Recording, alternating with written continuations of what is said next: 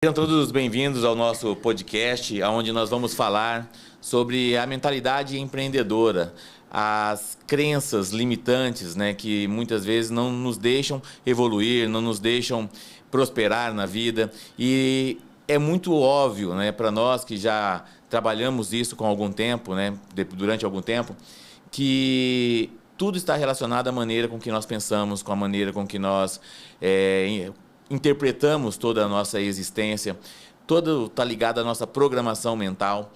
E nós queremos ajudar, né, os empresários a saírem da uma zona de conforto, a subirem para o próximo nível. E isso está realmente ligado ao nível de conhecimento e principalmente à sua interpretação do que é essa realidade empreendedora. Meu nome é Wesley Duarte, eu sou instrutor Mastermind, sou diretor distrital da Fundação Napoleão Hill aqui na nossa região. Além disso, sou empresário, né? A Fundação Napoleão Hill tem como os distritais empresários. Eu coordeno toda a equipe comercial aqui do Mastermind e tenho uma experiência na área de vendas de alguns anos já. Eu comecei com vendas, né, com 18 anos de idade, trabalhando profissionalmente com vendas, mas já trabalhava na área. E, além disso, tive algumas empresas, né, trabalhei em várias áreas e quero hoje trazer um pouco dessa experiência, né, transmitir um pouco dessa experiência para poder ajudar as pessoas também a alcançarem alguns resultados. E junto comigo aqui, claro que vocês conhecem já essa personalidade, ele vai se apresentar agora, mas é alguém que esteve comigo nessa caminhada desde 2010. Né? Estamos aí buscando os mesmos conhecimentos, os mesmos estudos, fomos sócios já em alguns negócios e teve momentos na vida que nós enxergamos essa quebra de bloqueio, que nós começamos a enxergar a mudança que a mentalidade trazia para nós. E tem alguns pontos muito relevantes aí na nossa história, a história individual também de cada um.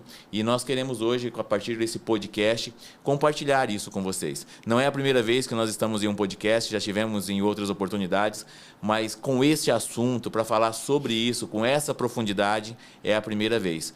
E obviamente que todo esse material vai ficar disponível, né, em breve para vocês, né, dentro das minhas redes sociais, das redes sociais do Rony. Né, o Rony, que é um empresário, hoje tem, né, 2 empresas aí que está mais à frente, e ele vai poder, inclusive, falar sobre isso. Nós trabalhamos praticamente no mesmo ramo, que é o ramo de desenvolvimento de pessoas, mas tem algumas coisas a mais aí que vocês precisam ficar sabendo. Então eu passo a palavra para o Rony, para ele se apresentar, para falar um pouquinho, e é bem provável que eu tenha esquecido de falar alguma coisa importante e ele vai falar agora.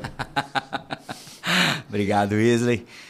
Sejam bem-vindos aqui ao nosso podcast. Meu nome é Rony Peterson, eu tenho 44 anos no momento que eu gravo esse podcast aqui.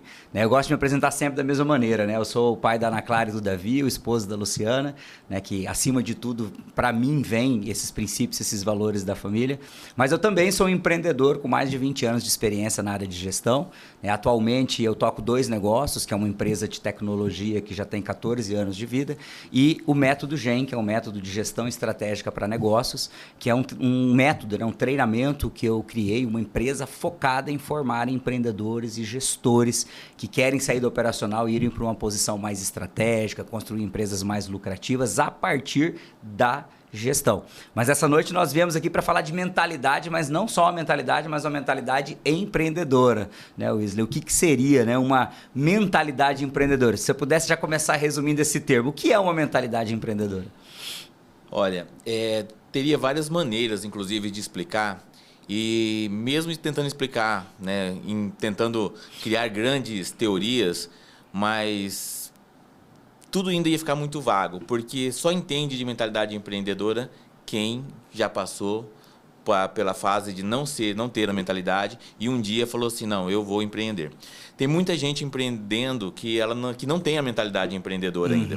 Né? Você se depara, como eu também deparo com pessoas dentro de sala, que montaram empresas para ser um colaborador da própria empresa, ou seja, para ser um funcionário da própria empresa. A mentalidade empreendedora, resumidamente dizendo, é aquela pessoa insatisfeita. Né? A pessoa insatisfeita com tudo que ela recebe, ela vê que pode ser melhorado. Né? Como que eu poderia dizer o que é o empreendedorismo? O empreendedorismo traz dentro de si uma ambição pela melhora. O mundo seria muito rudimentar, né? Seria muito precário ainda se não existissem os empreendedores, se não existisse, né? Se não existissem as pessoas que fossem incomodadas, né? Fossem incomodadas. Por quê? Haveria um certo incômodo.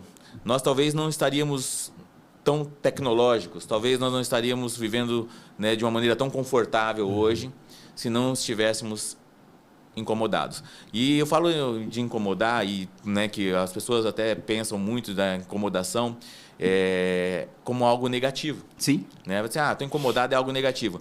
Mas a incomodação ela vem junto com a ambição da melhora.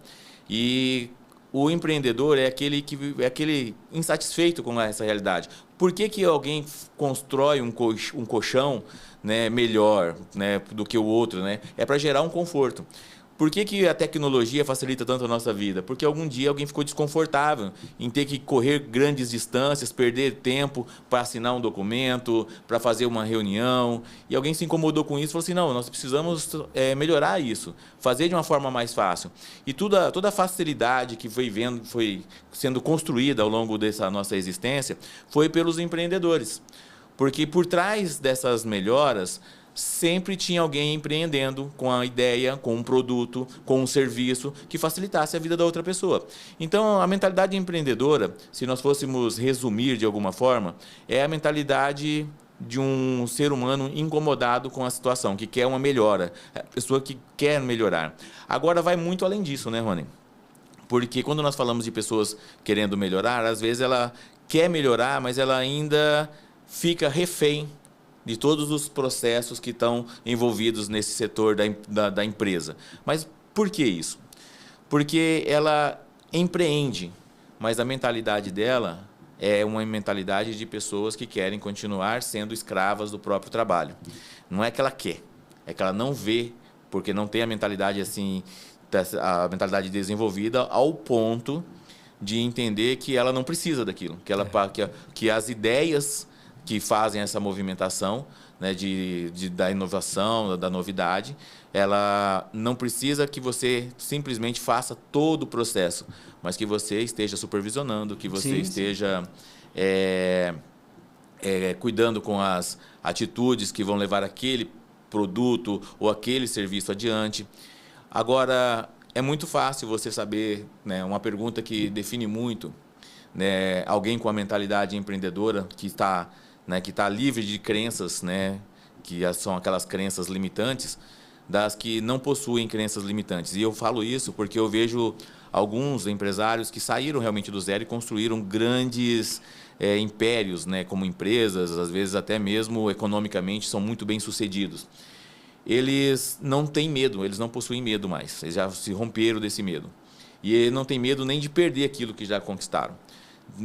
Quando você conversa com um empreendedor, a pessoa que é um empreendedor que ele tem a mentalidade empreendedora, que é diferente do empreendedor que ainda tem a mentalidade, vamos dizer, de escassez.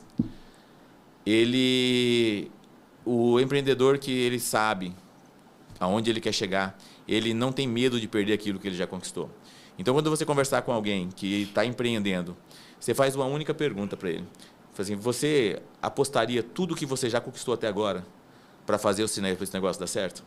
Se a resposta da pessoa for não, eu não abro mão da minha casa, eu não abro mão do meu carro, eu não abro mão daquilo que eu já tenho, dos meus bens, para fazer o negócio dar certo. Ou seja, nem ele acredita no negócio. Nem ele tem certeza que aquilo pode evoluir. E eu lembro muito de uma história nossa, quando nós começamos a empreender com o Mastermind. Você falou assim, nós não temos capital, mas se precisar eu vendo o que eu tenho. Eu vendo a minha casa. E aquilo mostra que a capacidade de acreditar no próprio potencial, acreditar na ideia, é um fator principal para impulsionar o empreendedorismo interno. Uhum.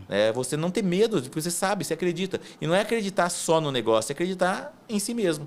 Só que para acreditar em si mesmo, você tem que romper uma barreira muito grande interna. Que é mental, né? Que é interna, né? Não, é interna. É interna. Né? São histórias de terror que nós contamos para nós mesmos, que nos impedem de alcançar grandes resultados.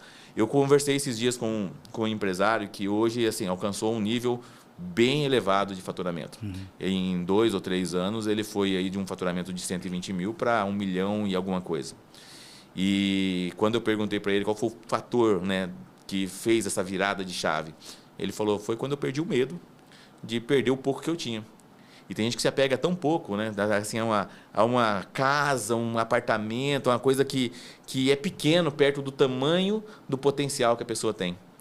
E aí deixa de conquistar grandes coisas na vida, né? E esse medo, quando você rompe esse medo, é aquela história que você me contou há pouco tempo atrás, que estava com um certo valor na conta lá, né, para uma coisa, você falou assim, não, eu tenho esse valor e vou investir isso, porque eu sei que esse aqui vai se transformar em muito mais daqui a pouco. E se você estiver, né, conversando com alguém e a pessoa falar assim, não, né, o meu negócio eu acredito tanto que eu abriria a mão de tudo que eu já conquistei para apostar nessa ideia, nesse negócio, é uma pessoa que realmente tem a mentalidade empreendedora, alguém que sabe para onde está indo e tem certeza do que vai acontecer. Agora, tem um detalhe. Não adianta nada a pessoa ter toda essa mentalidade empreendedora se ela não tiver ferramenta, se ela não souber o que ela está fazendo. Por isso entra daí todo o processo de conhecimento, de aprimoramento, de desenvolvimento, porque tem muita gente também que já tem dinheiro, que assim não precisa nem abrir mão de nada, que tem dinheiro para abrir qualquer negócio. Mas a mentalidade ainda é de escassez. A mentalidade de escassez, porque vai montar um negócio e ele já começa, porque como ele já tem o dinheiro, ele fala assim, eu vou abrir esse negócio, se não der certo eu fecho. E não vai fazer diferença nenhuma para ele, economicamente não. Mas a mentalidade dele é de escassez, porque ele já começa pensando que existe a possibilidade de não dar certo. É a mesma coisa de alguém quando vai casar, fala assim, eu vou casar, se não der certo eu separo. A chance do casamento dar certo é menor do que 10%. Porque já vai capaz, pode ser que não dê certo. Ô Isa, deixa eu te fazer uma pergunta, né? Você está falando bastante dessa questão, né? Da pessoa que já virou a chave, né? Ela virou a chave ali da escassez para a mentalidade mais empreendedora. Mas você sempre foi uma pessoa com a mentalidade empreendedora, essa mentalidade aberta, ou você teve um momento que você também teve uma mentalidade de escassez? Rony, eu acredito que todos nós tivemos uma mentalidade de escassez em algum momento da vida. E aí eu vou falar um pouco já, começar a falar nesse assunto realmente chamado crenças. Como que as crenças elas são formadas, né? Como que surge toda essa programação, né, de escassez dentro de nós? Eu venho eu sou nascido na década de 80, né? Assim como você, eu tenho 44 anos. E eu passei pela década de 80 e a década de 90, né? No Brasil, falar que existia, por exemplo, falar assim que você era pobre nessa época é quase uma redundância, né? Porque a maior parte era, né? A maior parte, eu digo que 97% da população brasileira era pobre. Tinha uns 3% ali que podia dizer ali que estava vivendo bem naquele momento. Então, todo mundo viveu essa escassez. E você viver um momento de escassez na sua vida, ele já começa a criar crenças limitantes. Já produz crenças limitantes neste momento. Mas, antes disso, nós vivemos ali na nossa educação uma programação mental de medo. Os nossos pais não queriam nos deixar, por exemplo, quando éramos muito jovens, fazer as coisas sozinhos. Nós éramos conduzidos até a escola, nós éramos proibidos de falar com pessoas estranhas, as canções de niná normalmente eram coisas assim que era para dar medo, né? Eu não lembro quando minha mãe cantava para mim, isso fica gravado no subconsciente como uma programação, mas eu não lembro quando minha mãe cantava para mim. Mas eu lembro muito bem do meu irmão, que tem uma diferença de 5 anos, a minha mãe cantando Nana Neném, que a cuca vem pegar. Né? Não era um negócio assim, dorme, criança, descansa, não. A coisa era feia. E a cuca, naquela época, nem era a cuca que está agora na Netflix, né? Que é a Alessandra Negrini, né? A cuca era uma coisa feia mesmo, né? Hoje, se falar que a cuca vem pegar, o pai fala assim, vamos ver que hora que ela vem, né? Mas nem era isso. E... sem falar das outras, né? Boi da cara preta, pega essa criança que tem medo de careta, ou seja, eram canções de terror, né, na hora de dormir. E isso não é, assim, talvez esse não tenha o impacto tão grande, mas o medo dos pais, né, entre tudo que estava acontecendo naquele momento, era transferido para as crianças de alguma forma, ou pela linguagem verbal, ou pela linguagem corporal, ou até mesmo quando a criança ouvia os assuntos e as discussões, né, dentro de casa. Eu lembro, inclusive, né, vamos falar assim, de escassez. Na minha infância, era tudo muito regrado, né? Comprava um pacote de bolacha, era distribuído uma quantidade ali quando chegava a compra, ou no primeiro momento que era feito ali, e um pouco daquela bolacha ali, daquele biscoito, né, era guardado. E aquilo não causava uma saciedade. Você experimentava algo novo, mas você queria mais. Sim. Só que a negação daquele mais, daquela vontade ali, já causava uma sensação de escassez. Tanto é que nós conseguimos ver hoje pessoas que são adultas com compulsões alimentares. Porque tem uma raiz na escassez, né? Eu lembro muito bem também que existia uma compra, né, mensal naquele momento, né? Era muito comum compra mensal. Hoje ainda tem muitas famílias que fazem isso. Mas hoje, com a facilidade de compra, mercados tudo perto, né, a facilidade de compra e de informação, às vezes as pessoas não fazem aquela compra gigantesca mensal. Mas eu lembro que meu pai ainda fazia, comprava, né, pegava o salário do mês, ia até um mercado, e eu lembro que grande parte da compra era sardinha. Né, aquelas latas de sardinha, eu lembro a marca, Coqueiro, umas verde, umas vermelhinhas. Dizem que ainda existe no mercado, né, mas depois que você passa, você bem que bloqueia isso, né, você não vê. Não quer mais. Não quer ver. Eu lembro de muitas coisas que nós comíamos na infância que nós aprendemos a gostar. Né? Eu lembro de alguns momentos da infância que, por exemplo, faltou algumas coisas dentro de casa, faltou comida em alguns momentos. E tudo isso cria um bloqueio, isso cria uma mentalidade de escassez. Porque você vai se desenvolvendo e automaticamente você tem medo de voltar naquela situação. Eu já peguei várias vezes grandes empreendedores, né, que querem fazer o negócio evoluir e ele fala assim, eu resolvi empreender porque eu não quero que os meus filhos passem pelo que eu passei. E a verdade é que ele está sofrendo com a mesma coisa. O medo dele de voltar àquela escassez, de tudo aquilo que aconteceu, acontecer de novo. E isso gera um impulsionamento. Ao mesmo tempo, uma raiz que está gerando um bloqueio, que ele não sabe que exatamente realmente quais são os motivos, porque ele está vivendo um passado ainda. Ele ainda está preso no passado. E comigo não foi diferente. Né? E eu sempre tive uma vontade de trabalhar para mim, porque com o passar dos anos, meu pai montou uma oficina e ele era o dono da oficina. Então eu achava legal aquela questão de, assim, eu achava muito interessante meu pai poder estar à frente de um negócio. Só que meu pai nunca foi empreendedor, meu pai foi um excelente mecânico. Né? Minha primeira profissão, inclusive, foi, né, mecânico. E essa visão fazia com que eu quisesse realmente ter o meu negócio. Mas eu montei o meu primeiro negócio com 18 anos e eu quebrei em 3 meses. Então foi mais um bloqueio para ter um negócio. Porque como que eu montei esse primeiro negócio? Eu saí de um escritório de contabilidade que eu trabalhava para ir trabalhar numa empresa chamada Cortez Acabamentos. Uhum. Né? Eu queria me arriscar ali agora, naquele momento, com vendas. E à noite, né, com aquele acerto que eu peguei do escritório, de sócio eu montei uma lanchonete. Uma lanchonete? Uma lanchonete. Assim, completamente despreparada. Nossa lanchonete ficava 100 metros da lanchonete que mais vendia lanche naquele momento na cidade. Ousado você. Só que nós éramos tão despreparados que nós falamos assim, a hora que eles não conseguirem atender todo mundo, vai sobrar para nós. Só que sim, realmente sobrava, mas eram os piores clientes que sobravam para nós, né? Sim. E a quebra nem foi por isso, é porque nós não éramos preparados para isso mesmo. E aí começou ali mais um bloqueio, né? Vamos dizer, mais uma etapa bloqueada.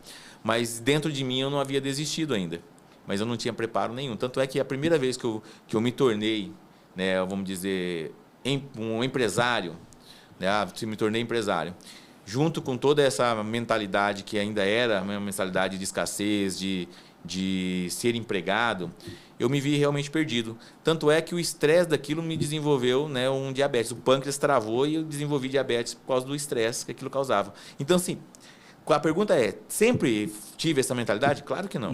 Não. Teve alguns momentos, teve algumas situações que foram as viradas de chave, que falou assim, opa, por que eu estou pensando desse jeito? Mas tudo isso foi com muito treinamento, com muita leitura, com muito desenvolvimento e, principalmente, um desejo dentro, né, um desejo ardente de fazer as coisas diferentes, de poder fazer a diferença, não só para mim, mas para as pessoas que estavam à minha volta, a ter algo a mais, a se desenvolver.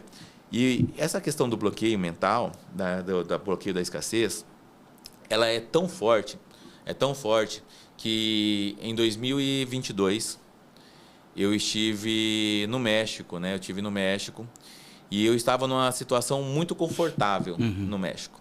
Eu estava ali, né, num hotel 5 estrelas, né, com 12 restaurantes temáticos, com borda infinita, olhando aquele mar do Caribe lindo, né? Eu estava dentro de uma piscina de borda infinita que a vista dela só dava pro mar. Se confundia com o mar quase. Coisa linda, era coisa linda o lugar que eu estava. Eu estava com a conta, com dinheiro. Eu estava esperando um carro zero que eu tinha feito a encomenda, estava pedindo, estava só esperando chegar. E teve um momento que me deu um frio na barriga, porque remeteu aonde? A infância de escassez. Mesmo com todo o trabalho mental, com todo o desenvolvimento que nós falamos, que nós pregamos, teve um momento onde estava tudo certo, a viagem estava paga, porque eu, inclusive, tinha feito uma permuta com a CVC em serviço. Eu não tinha que me preocupar com conta, com dívida. Mesmo assim, veio aquele pensamento, mas será que eu posso estar aqui? Será que eu mereço? Talvez seria a palavra, né? Será que eu mereço estar aqui? Isso. Como é que vai ser quando eu voltar? Como é que vai estar a empresa? E aí eu pensava assim, poxa, mas eu estou aqui. E aquela referência, né, aquela reverência, na verdade, que nós temos com os nossos pais, né? Eu estou aqui, mas o meu pai nunca fez uma viagem dessa, minha mãe nunca fez isso. Será que isso é realmente para mim? E os momentos que eram para ser ali de prazer, de aproveitamento, me levou a uma certa, vamos dizer, angústia.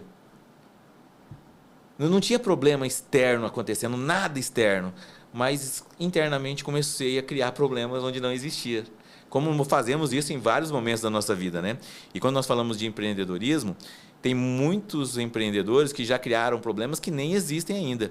Eu até lembro de uma reunião que nós tivemos quando você estava na Invictus e eu tinha uma loja de lustre. Você lembra que você me convidou para a gente tomar um café lá no Atacadão? Lembro. E aí você estava assim desesperado e aí eu perguntei, tá, mas como é que tá hoje? Não, hoje tá bem. É que daqui 6 meses que o negócio vai ficar 6 meses vai faltar dinheiro na minha previsão meses, financeira. Daqui 6 meses a vontade que eu tive, assim, depois de escutar tudo que você tinha falado, era pegar e levantar da mesa e falar assim, vai tomar banho, daqui 6 meses. Tipo, tá preocupado com um negócio que nem aconteceu ainda. Só que era uma preocupação real. Porque eu estava ali, né, o meu padrão é um padrão de muito otimismo, de muita dinâmica, então é sempre muito autoconfiante, acreditando que as coisas vão dar certo. Então eu não me preocupo com os problemas que vão acontecer lá na frente, eu tento resolver o que é aqui. Mas quem tem a visão de gestão, ele já antecipa para se preparar para aquilo que pode ser que aconteça. E aí entra a arte da guerra, né? Se existe 1% de chance de dar errado, vamos se preparar para ele. Vamos se preparar para ele. Né? Mas aí que é assim, a grande sacada, né? O gestor, né? O gestor que tem essa pegada administrativa, que consegue prever o que pode ser que aconteça lá na frente, se ele unir isso com alguém que tenha uma pegada comercial, que faz as coisas acontecerem, vai fazer uma diferença no mercado, assim, ninguém segura. Só que para unir esses dois tipos de mentalidade dentro da mesma empresa, tem que ter muita maturidade. É um desafio. Tem que ter muita maturidade. Por quê? Pode acontecer guerras muito grandes, né? Se a pessoa não tiver maturidade, vai acontecer brigas que um vai para um lado, outro vai para o outro. Ou seja, precisa também novamente da mentalidade, né? Como nós fomos sócios, né? Não precisamos esconder de ninguém. Nós discutíamos como sócios, é normal. Na mesma sala que nós discutíamos, nós trocávamos ideias, discordávamos das coisas, nós nem chegávamos num acordo. Sim. E aí, a hora que nós saímos dali, o que nós íamos fazer? Almoçar, fazer churrasco, tomar cerveja. Porque uma coisa é você ter a mentalidade de que todo problema tem que ser resolvido para que a empresa prospere. Não é nada pessoal. Agora, até chegar nessa maturidade, vai anos. Eu digo que nós dois, quando fazíamos isso, nós estávamos ali com 35, 36 anos. Nós éramos muito maduros para a nossa idade. Porque, normalmente, isso não é muito fácil de ser feito. Eu vejo pessoas até mais velhas hoje que não conseguem ter essa maturidade. Então, assim, tudo isso também está ligado à mentalidade. Agora, se eu falar assim, qual foram os momentos de virada de chaves? É muito fácil de identificar. Mas antes de eu falar os meus momentos, eu vou deixar você falar, vou deixar uma certa expectativa aqui para o podcast. Eu penso que você deve estar controlando a hora. E olha só como que existem pessoas que são mais dominantes na fala, né? Eu comecei a falar aqui de uma forma tão desenfreada que já tem quase 30 minutos que eu estou falando. Ele está há 30 minutos aqui, gente, falando sem parar. E por isso que as pessoas, às vezes, quando chamam podcast, já começam a começar a pôr critérios. A pôr critério. Dentro de sala, eu não me contento em passar uma informação de forma rasa, né? E às vezes nós temos um tempo determinado ali de aula. E com certeza, tem extrapolado alguns minutos, porque o simples fato de entregar a informação e fazer isso, né, de uma forma muito rasa, sem que a pessoa se aprofunde, não faz parte do nosso negócio. A pessoa tem que sair dali compreendendo exatamente o que você quer dizer. E às vezes leva tempo, né, para isso acontecer. Até nisso a gente divergia quando a gente era sócio, né? Porque eu era o cara do iniciar às 19 e finalizar às 23 pontualmente, né? Era não, sou até hoje, né? Sou até hoje. Ô Wesley, né? É interessante você falar essa questão, né? Que, de alguma maneira, a nossa mentalidade ela é formada na infância. Né? Porque as principais crenças são formadas na infância. Tem hora que eu me pego tentando, né, entender, né, como é que começou uma mentalidade que eu tinha, que sempre foi uma mentalidade muito forte de escassez, mas era uma briga muito grande dentro de mim, porque eu também queria empreender. Então eu tinha um certo medo, eu queria empreender, mas eu tinha um certo medo e ao mesmo tempo eu não achava que certas coisas que eu via e ouvia falar eram importantes para o mundo dos negócios. Enquanto você falava, eu lembrei de uma história icônica, né? Na minha primeira empresa, nós éramos em 4 sócios. Olha que loucura. E 4 sócios universitários que tinham incubado uma empresa na universidade. E era um totalmente diferente do outro. Totalmente diferente do outro. Mas totalmente diferente do outro. E eu era o programador, vamos dizer assim, dos 4. E em algum momento ficou só eu e mais um sócio, ou 2, não me lembro nessa época se estávamos em 2 ou 3 já. Mas quem fazia toda essa parte, né, de comercial, de contato com os clientes, era um dos meus sócios. E eu era o programador, a pessoa que ficava ali nos números, na gestão, cuidando das finanças da empresa, escondido numa sala, né?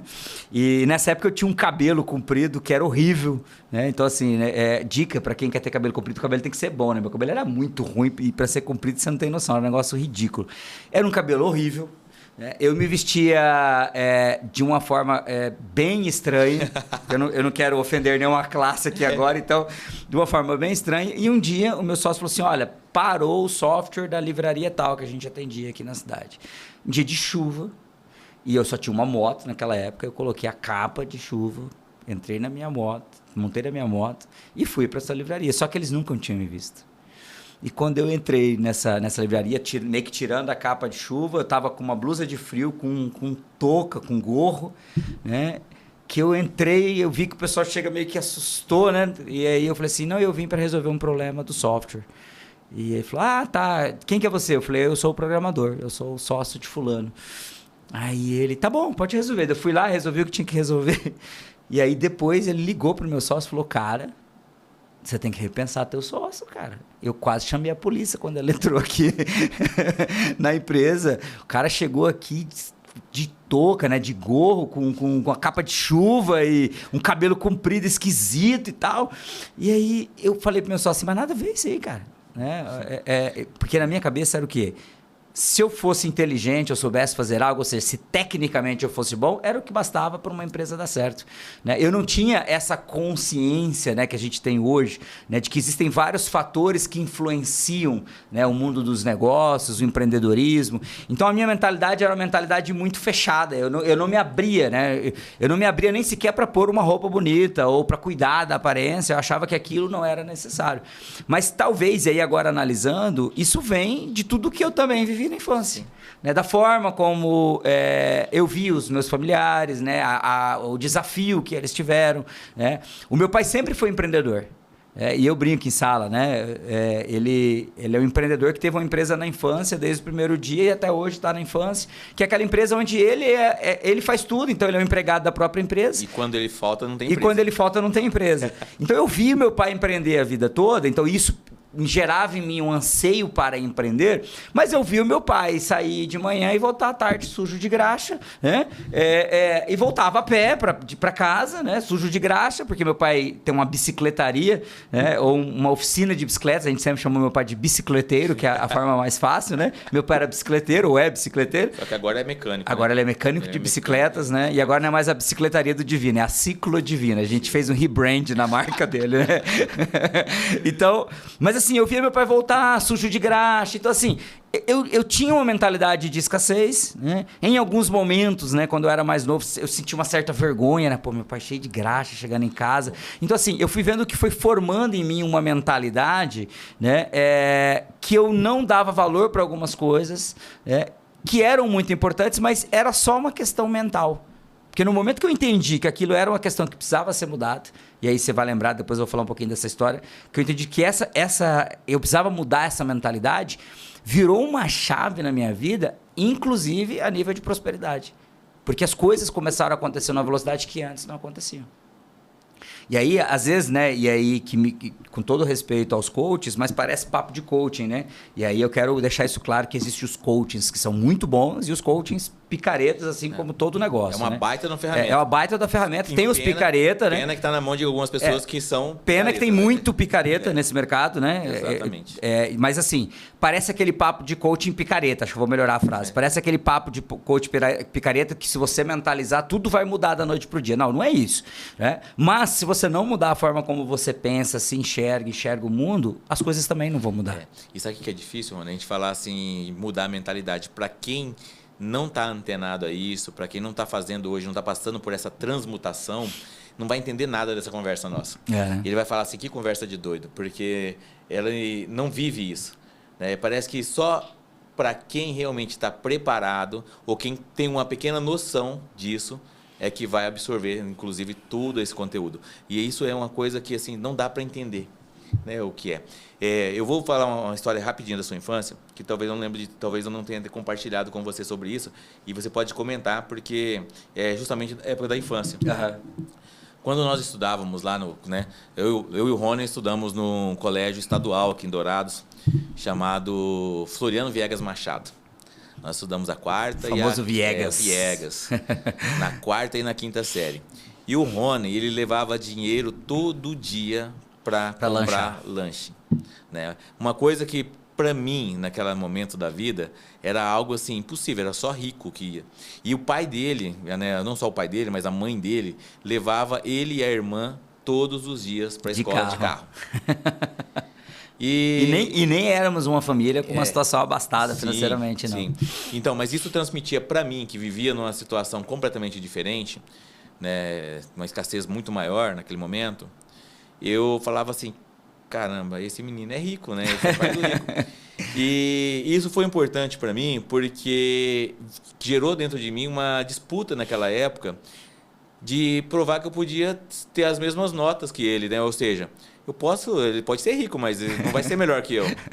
E aí nós disputávamos, não sei se você lembra, quem tirava a nota maior. E a minha sensação de vitória foi uma prova de matemática, porque ele era crânio em matemática, penso que até hoje deve ser muito bom. Sempre foi a melhor disciplina. E eu tirei uma nota maior que a dele. Eu acho que eu tirei 10, ele tirou 9,5. E ele ficou puto da cara. Puto.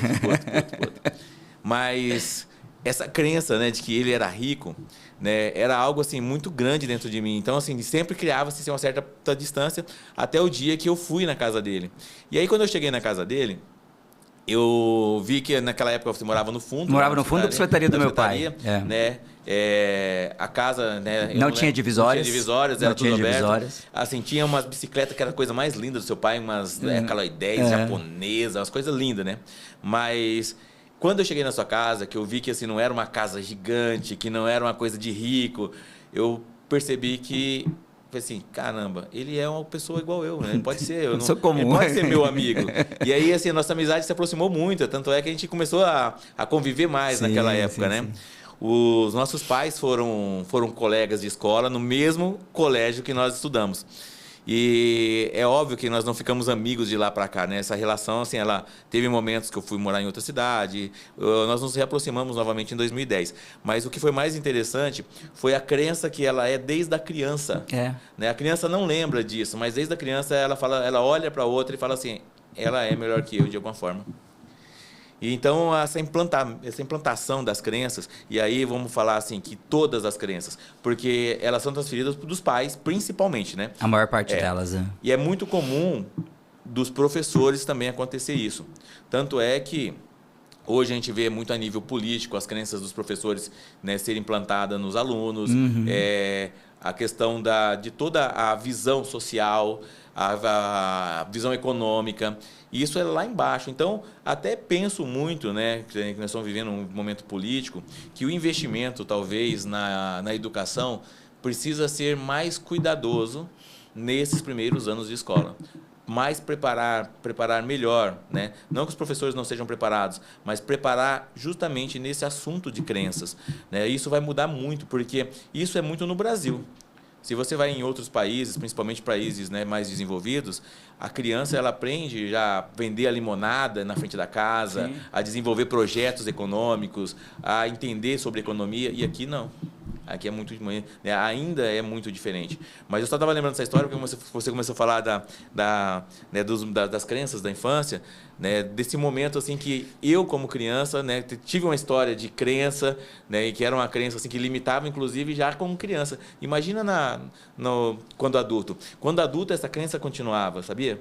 Porque quantos momentos da vida eu deixei de fazer negócio com pessoas porque achava que elas eram mais ricas ou melhores que eu. Deixei de ligar, oferecer uma oportunidade, de enfrentar alguém, né, chegar e falar assim, não, eu quero fazer negócio com você. Romper uma barreira, às vezes, que era imposta por alguma pessoa. Não vai poder falar com você. E aí você desiste, né? Eu lembro de uma coisa de uma crença que foi implantada já depois de adulto. Né? Uma vez o meu patrão queria que eu fosse atender umas arquitetas. Eu trabalhava numa loja de lustre aqui em Dourados. E aí ele falou assim, olha, elas são muito exigentes, são muito chatas e eu não suporto ficar conversando com elas. Então eu quero que você vá lá atender. Mas a informação que ele me deu... Ele já colocou uma crença antes de você sair, já, né? Aí ele me deixou o carro cheio de amostras, falou, vai lá e atende elas. Eu peguei o carro, fui, passei na frente do escritório, uma vez, 2 vezes, 3 vezes, voltei para a loja, e ele falou assim, e aí, deu certo? Eu peguei e falei assim, não, elas não estavam lá. Eu falei assim, ele falou assim, como? Eu liguei para elas tinham estar te esperando. Aí eu falei assim, bem, me pegou na mentira, né? Aí eu falei assim, então eu vou te falar a verdade.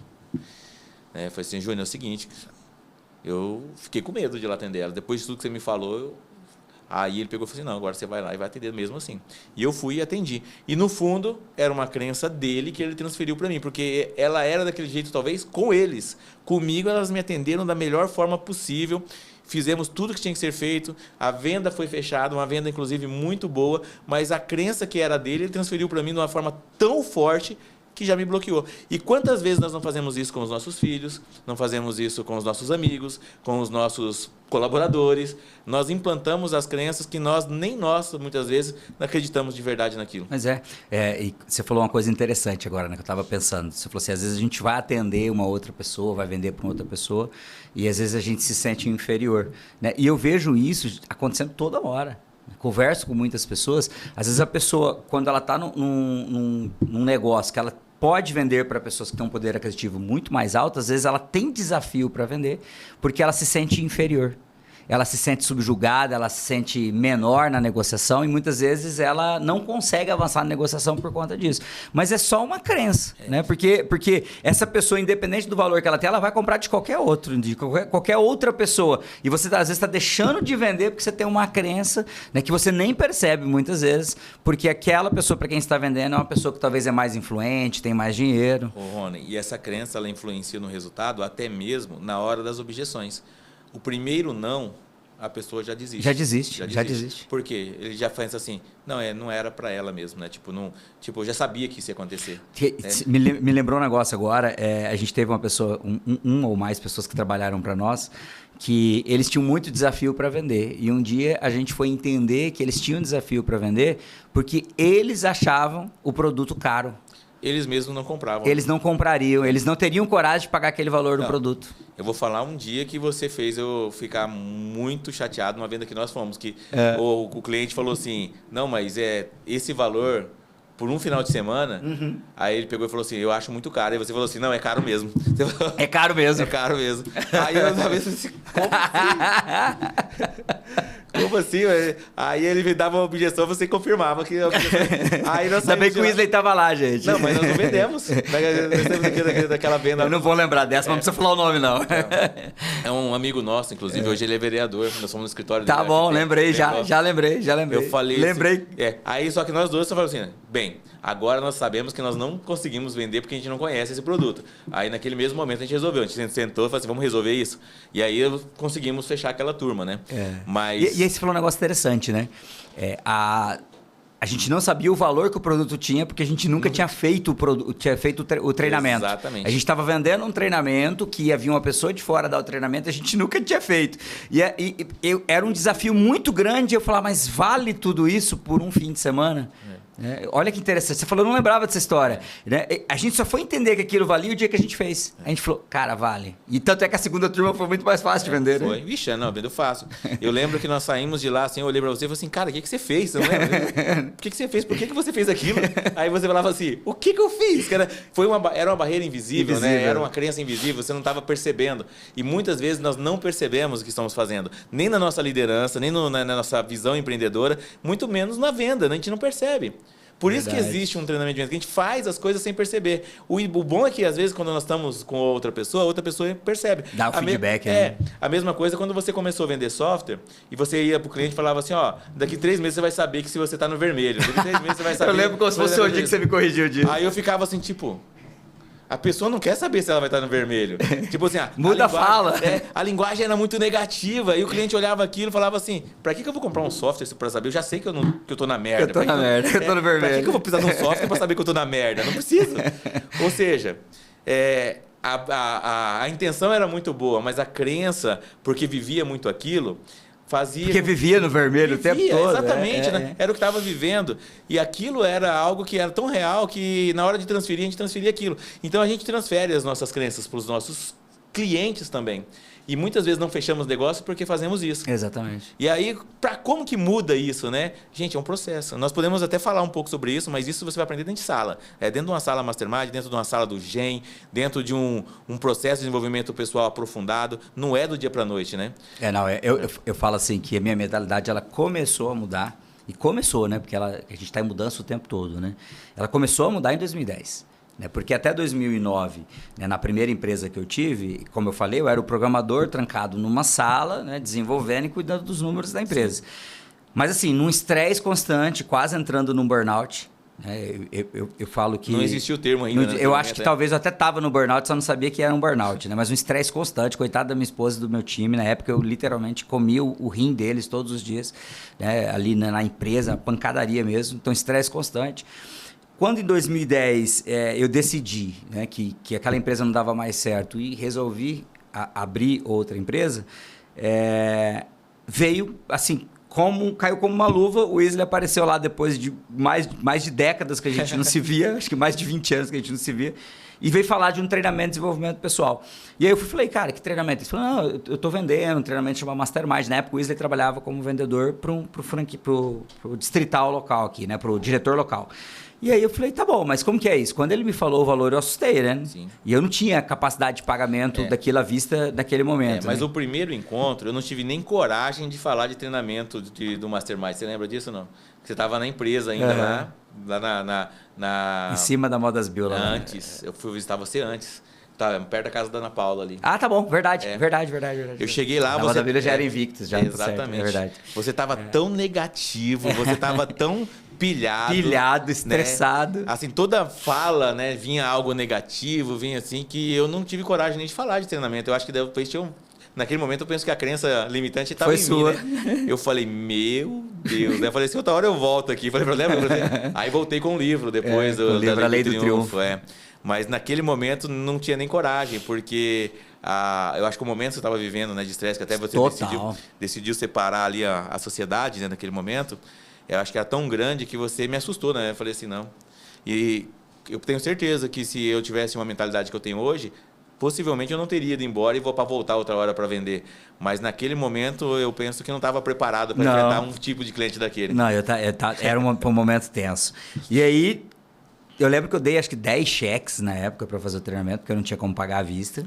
E fui para o treinamento. E foi uma virada de chave, mas foi muito rápido para mim, né? Porque parece que eu descobri um mundo novo em 12 semanas.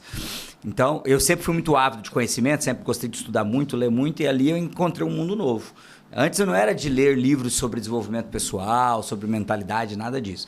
E ali eu encontrei um mundo novo, tanto no treinamento quanto nos livros, né? E eu comecei a me aprofundar naquilo. E a chave foi virando muito rápido, porque aí eu saí, né, da primeira empresa que não estava bem a sociedade, comecei uma nova empresa que foi muito desafiante, porque a gente começou numa situação bem difícil financeiramente falando.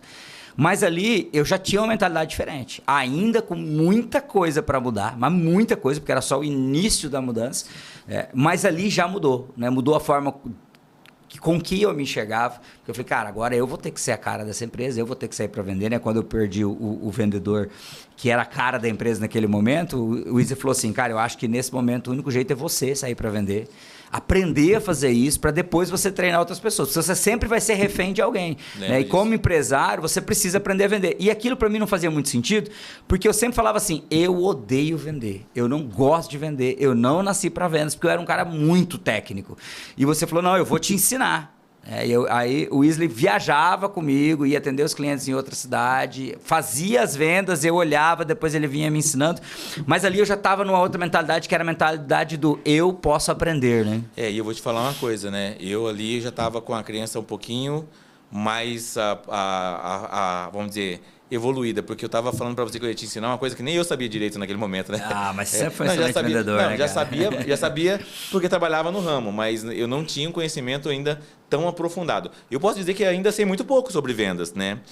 Vendas é um assunto que ele é tão amplo, né? Que dificilmente você vai encontrar alguém que vai falar assim, olha, quando você encontrar um vendedor e falar assim, eu sei tudo de vendas, pode ter certeza que os resultados dele já não são tão bons assim.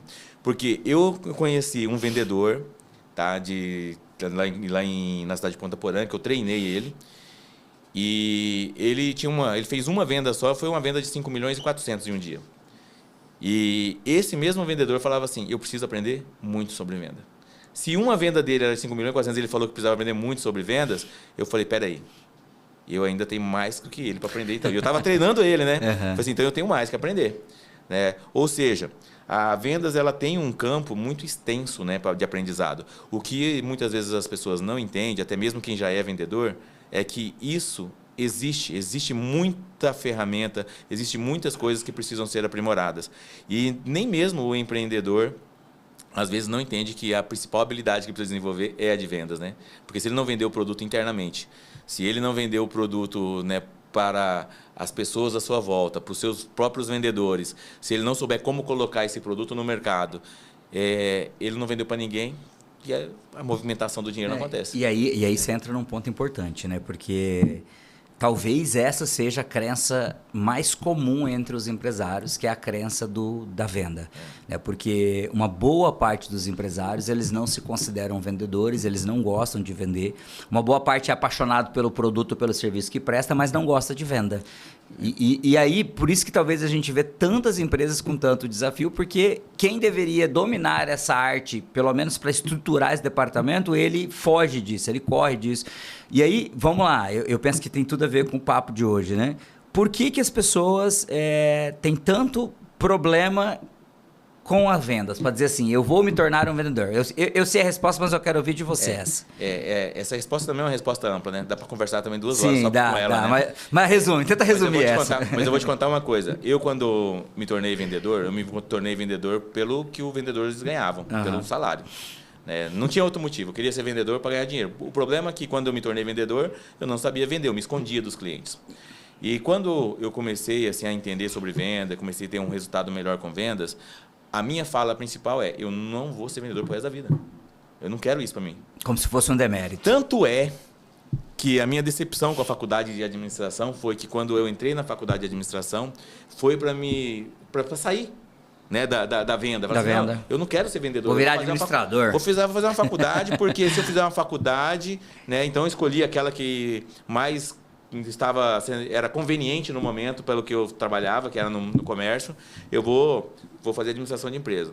Quando eu entro na faculdade, que eu começo, né, a ver toda a dinâmica, ver tudo que precisava, né, aprender para ser um administrador, chegou no 4º ano, eu falei assim, caramba, isso aqui só vai acontecer se eu continuar vendendo a vida inteira, se eu me tornar realmente um vendedor. Então, eu estou no caminho contrário. Não é eu me tornar um administrador para parar de vender. Eu tenho que ser um vendedor para aprender a administrar. Ou seja, o caminho era inverso e eu estava ali tentando, né, sair de uma posição onde estão os maiores empreendedores do mundo, que eles são vendedores. Essa semana eu postei um vídeo do Danilo Gentili, entrevistando aquela dentista que dá consultoria para nível mundial hoje, né? Esqueci o nome dela, cara, não vi agora. Você chegou a ver o vídeo, não? Não, não vi.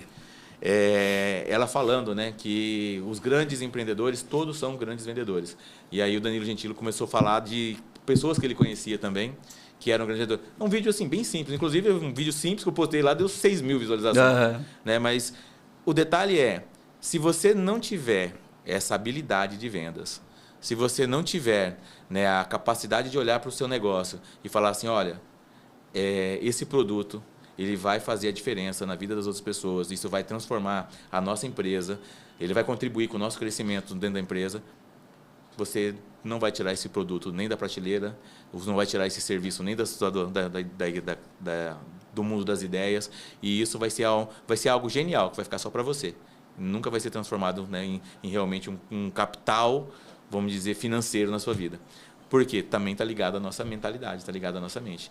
Ou seja, esse bloqueio, né, da mente. Agora, por quê? Vamos, Rony, a história, por exemplo, de não querer ser vendedor é porque ela foi uma profissão pejorativa no passado. Né, muito pejorativa. Por quê? Primeiro, por causa dos picaretas, né, que existia-se muitos picaretas. Depois, porque era uma profissão que não exigia conhecimento formal. Né? Qualquer pessoa poderia ser vendedor. Tanto é que a fala muito comum era, quando eu tive empresa e quando eu já estava, né, com a mentalidade empreendedora já sendo desenvolvida, com a mentalidade de vendas bem desenvolvida, teve uma pessoa da família que chegou em mim e falou assim, arruma um emprego para o meu filho, e era meu primo, tá? E eu gosto dele pra caramba, mas chegou em mim e falou assim, ó, arruma um emprego para ele. Pode ser de qualquer coisa, até de vendedor. Até de vendedor. Aí eu falei assim, tia, até de vendedor, o vendedor é a pessoa mais importante da minha empresa. O vendedor é que coloca o dinheiro dentro da empresa. Para o vendedor, eu confio o meu maior patrimônio, que são os meus clientes. O cliente é o maior patrimônio da empresa. Eu coloco na mão do meu vendedor. Como ele vai ser até de vendedor? Essa pessoa, para ser vendedora, ela tem que ser preparada. Ela tem que querer. Ela tem que ter ambição. É muita coisa para você falar que é até de vendedor. E esse menino, na época, ele trabalhava como lavador de carro no Lava Jato. Hoje, assim, hoje ele está bem de vida, está em outro, né, em outro nível. Mas naquela época, aquela fala foi uma fala limitante para mim naquele momento. Me criou uma barreira. Eu nunca quis trabalhar com ele, principalmente, porque a mãe dele criou uma barreira comigo. E aí é uma crença, né? Pode ser que essa pessoa viesse para a empresa e fizesse Sim. Mas, novamente, nós voltamos, né? Estávamos desenvolvidos até um ponto, mas ainda tinha coisa para ser desenvolvida, para não ter tantas barreiras. E aí, o que acontece? Vamos voltar lá nos vendedores. Quem eram os vendedores? Normalmente eram pessoas que eram enganadoras, né? Tinha uma prática muito comum, em Dourados eu penso que ainda tem algo chamado pedra, que eram os vendedores de carros. E em muitos e muitos anos os vendedores de carros eram considerados picaretas, porque... Por que o lugar chama pedra? Porque pedra remetia à sorte, a pedra da sorte. A maneira de adivinhação mais antiga que existe, inclusive é citado na Bíblia, chama-se Urim e Tumim, que é a pedra do sim e do não. E quando você comprava um carro numa pedra, queria dizer que você poderia ter a sorte dele ser bom ou ruim. Você não sabia exatamente o que você estava comprando. E se você caísse no conto de comprar um carro ruim...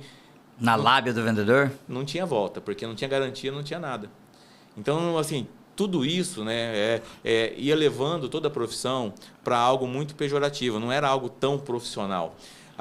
Outra coisa que era muito comum, as pessoas venderem... de porta em porta. Sim. E nem sempre os produtos eram de qualidade. O preço nem sempre era igual para o vizinho da outra pessoa, porque o preço era medido de acordo com a capacidade de compra que o vendedor julgava. Ou seja, uma casa melhor... Vou vender mais caro. Então, tudo isso foi criando dentro do meio comercial uma profissão pejorativa. E isso não é de agora. Se nós formos pegar lá na origem da venda, lá onde começa, né, a questão do varejo, né, que vem das moscas varejistas, Sim. né? Quando começou o escambo até hoje, né? Quando começou o escambo, por exemplo, não tinha esse negócio de vantagem, não tinha um valor, era produto por produto. Alguém sempre saía na vantagem. Alguém sempre saía ganhando a mais que o outro. Então, isso foi criando-se um meio onde as pessoas não valorizavam esse profissional. E aí, hoje, você olha assim para a profissão de vendas, que precisa de muito estudo, precisa-se de muito aprimoramento, se precisa de ferramenta técnica, precisa de ter uma boa vestimenta, uma boa apresentação, em detalhes sim, que são cruciais para que a venda aconteça. No passado, isso não existia. E aí tem gente ainda vivendo uma mentalidade de vendas do passado. Você vai numa empresa hoje, oferecer, por exemplo, um trabalho que seria um treinamento de vendas, é bem provável que não tenha dentro da sala um vendedor. Quem normalmente faz treinamento de vendas, por exemplo, do Mastermind mesmo? Normalmente são empresários, profissionais liberais. A última turma, eu penso que tinha 2 vendedores. O resto eram advogados que entenderam, né? Esse é um segmento que entendeu que precisa vender, que precisa ser vendedor. Tínhamos arquitetos, nós tínhamos... Profissionais liberais de forma geral. Profissionais liberais de forma geral, exatamente, e empresários. E o aproveitamento da turma acaba até sendo melhor, né? Tínhamos até empresas de publicidade para entender como essa venda funciona a nível psicológico, né, no cliente. Mas o detalhe o vendedor é muito difícil, ele que está trabalhando ali, entender que ele precisa se profissionalizar. E até mesmo acreditar que é possível isso acontecer dentro de uma sala de treinamento. É crença, né? Não, faz sentido, porque uma boa parte dos empresários veem o vendedor como o picareta, né? Como aquele que sempre está tentando enganar o outro. Então, às vezes ele não pensa dessa maneira, mas no inconsciente dele é a crença que ele tem para os vendedores. Então, ele não quer se tornar um vendedor porque ele não quer passar essa imagem. Então, ele tenta terceirizar isso o tempo todo, passar para outra pessoa fazer. Só que se ele não sabe fazer também, e se ele tem essa crença, como que ele treina? Como é que ele orienta? Como é que ele fiscaliza? Como é que ele faz isso acontecer? Não faz, né? Ele sempre vai ficar refém ou de um bom gerente ou de um bom vendedor e vai ser refém de um colaborador. E vamos lá, né? Vamos pegar um exemplo, né, entre nós aqui. Né? Você, quando entendeu isso, a sua vida mudou. Dá uma transformação. Economicamente falando, o conforto, tudo mudou. Né? A minha vida mudou quando eu entendi que tudo que eu tinha aprendido até então, né, os cursos que eu havia feito, né, que nem todos eram na área de vendas, né, mas tudo que eu tinha feito foi feito para melhorar o vendedor que está dentro de mim. Sim. Então, o que eu entendo hoje é que quando alguém me apresenta o que você é, eu tenho orgulho de dizer, eu sou vendedor. Eu sou um instrutor vendedor. Né? Tenho a formação como terapeuta, mas eu sou um terapeuta vendedor. Ou seja, quando eu estudo algo, né, e é muito interessante isso, quando eu estou lendo um livro, seja ele de ficção, que seja de administração, eu já olho com a visão do vendedor. Como eu posso usar isso na venda? Como eu posso aplicar isso na venda? Né? Sempre. Eu vou ler assistir um filme e vejo uma parte interessante no filme. A primeira coisa é, como eu posso aplicar isso na venda? O Vitor, que é meu filho, que trabalha comigo na área comercial, ele me pediu uma orientação de comportamento. Como um vendedor realmente de sucesso se comporta. Eu falei assim, Vitor, você já assistiu a série do Billions? Aí ele falou assim, não. Aí ele falou assim, é uma série de vendas? Eu falei, não, é uma série sobre o mercado imobiliário. Mercado financeiro. Só que é uma série onde tem um personagem, que é o Axel, né? Que ele é um padrão de sucesso, de pessoa de sucesso. Ele tem firmeza, ele tem autoconfiança, ele não fica de meias palavras, ele chega e fala qual é o objetivo dele. Ele tem um comportamento de uma pessoa de sucesso que trabalha com vendas, porque ele é o tempo todo vendendo ideia para a equipe dele de como conseguir grandes negócios. E aí eu falei assim, você assiste. E ele começou a assistir e modelar o Axel. Ele hoje tem uma outra performance de venda. Ou seja, tudo que você consumir de conteúdo e que tiver uma visão de venda, tiver desbloqueado, assim, eu vou usar isso na venda, vai ter muita matéria, muito conteúdo. Uma vez, né, há pouco tempo atrás, as pessoas falaram para mim assim,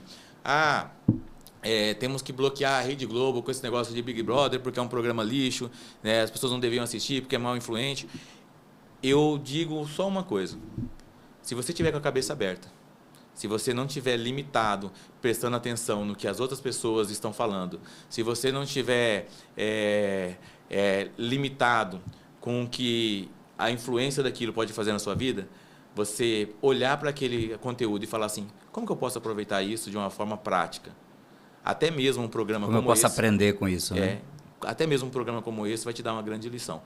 Uma criança pode te dar uma grande lição, mas para isso você tem que estar com a cabeça aberta para isso. Se você estiver limitado, se você estiver com crenças te segurando, você vai olhar para tudo como uma pessoa crítica, como uma pessoa que julga, que coloca rótulos, que vai querer modelar todo o universo à sua volta, vai ser como uma pessoa extremamente controladora. E só tem uma coisa nesse planeta que nós conseguimos controlar, e é a única coisa que nós não paramos para controlar, que são os nossos pensamentos. O resto a gente não controla nada. Nada. A gente tem uma falsa sensação de controle. A gente pode pensar, mas isso aqui está no... Não. E quando a gente fala de pensamento, né, que está ligado à mentalidade, totalmente ligado à mentalidade, né?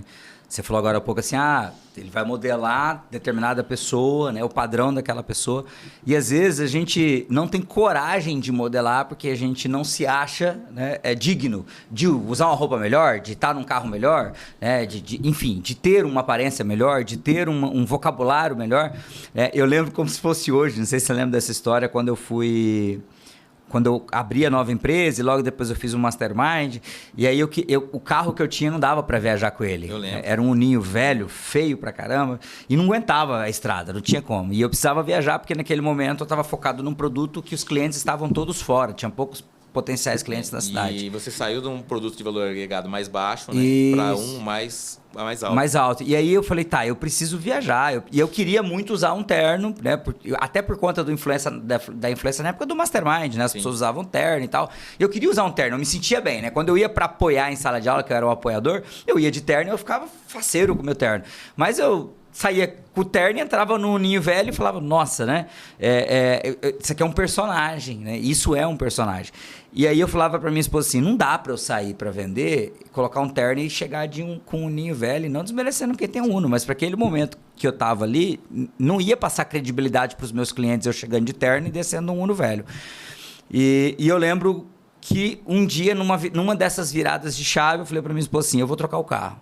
Ela falou, como? A gente não tem dinheiro. Eu tava pagando o Uno ainda. Eu falei, não, eu vou trocar o carro. Quando eu te conheci, você estava de Uno. Eu vou trocar. Ela falou, como? Eu falei, eu vou lá na Fiat. Eu lembro como se fosse hoje. Fui na Fiat. Muito influenciado pelo meu pai, que teve Fiat a vida toda, né? E aí cheguei no Alex. O Alex trabalhava lá na época. E falei, Alex, cara, eu quero trocar meu carro. Ele falou, que carro você tem? Eu falei, tem um Ninho velho. Ele falou, tá bom. Quanto você tem para dar de entrada? Eu falei, nada. Ele falou assim, vamos tentar então pela empresa. Quanto tempo tem sua empresa? Eu falei, alguns meses. Ele falou, não dá para tirar pela empresa. Aí a gente ficou tentando fazer um malabarismo. Ele falou assim, cara, só tem uma opção para você. Eu falei, qual? Ele falou assim, vamos fazer um leasing. Eu nem sabia o que era um leasing. Eu falei, o que é um leasing? Ele falou assim, é um aluguel com opção de compra. Eu falei, o que significa isso? Ele falou, cara, eu vou te resumir. Significa que se você assumir um valor de uma parcela, mesmo que você queira adiantar, não dá. Você vai ter que pagar até o final. E o carro só é seu depois que você termina de pagar. E na época eu comprei um carro que custava novo, 0 km, acho que 38 mil, por 60 parcelas de 1.000.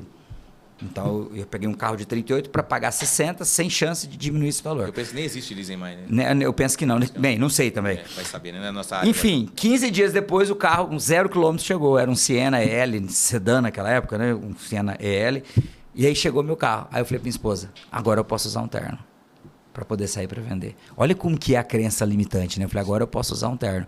Só que aquele veículo que eu tinha que pagar R$1.000 por mês e há 14 anos atrás, R$1.000 por mês, era uma grana super, assim, grande. Vamos é só parar para pensar quanto era o salário mínimo há 14 anos atrás. O Rony de hoje continuaria andando de Uno. Essa é a grande verdade. Se tivesse, né? Porque hoje você pensaria antes de fazer uma... hoje com toda a bagagem financeira, talvez eu não faria isso. Naquele momento foi uma grande loucura. Sim. Naquele momento foi uma grande loucura. Mas eu estava num processo de virada de chave. Foi o start, né? Foi o start. E essa virada de chave que foi que me permitiu sair para viajar, para vender, encontrar novos empresários, entender novas realidades, melhorar meu produto, melhorar minha fala, melhorar o meu pitch de venda, né? E você viajava comigo, me dava muito coach nesse sentido. Então, eu fazia um pedaço da apresentação, você entrava para corrigir as bobeiras que eu tinha falado, depois falava, cara, não fala isso, fala dessa maneira. Até esse exemplo que ele fala assim, né? O Rony falava assim, você vai poder tirar um relatório e saber se daqui 3 meses você vai estar no vermelho. O Izzy falava assim, cara, você pode falar a mesma coisa, só que você vai falar assim, você vai tirar um relatório, daqui 3 meses você vai saber quanto está sobrando no teu caixa. Ou seja, é a mesma O relatório é o mesmo, o software é o mesmo, a informação tá ali, mas você não vai focar no negativo, você vai focar no positivo. Então, era o tempo todo o Isley me corrigindo nas minhas falas das apresentações para tirar essa mentalidade de escassez e negativa que eu tinha, que era muito grande.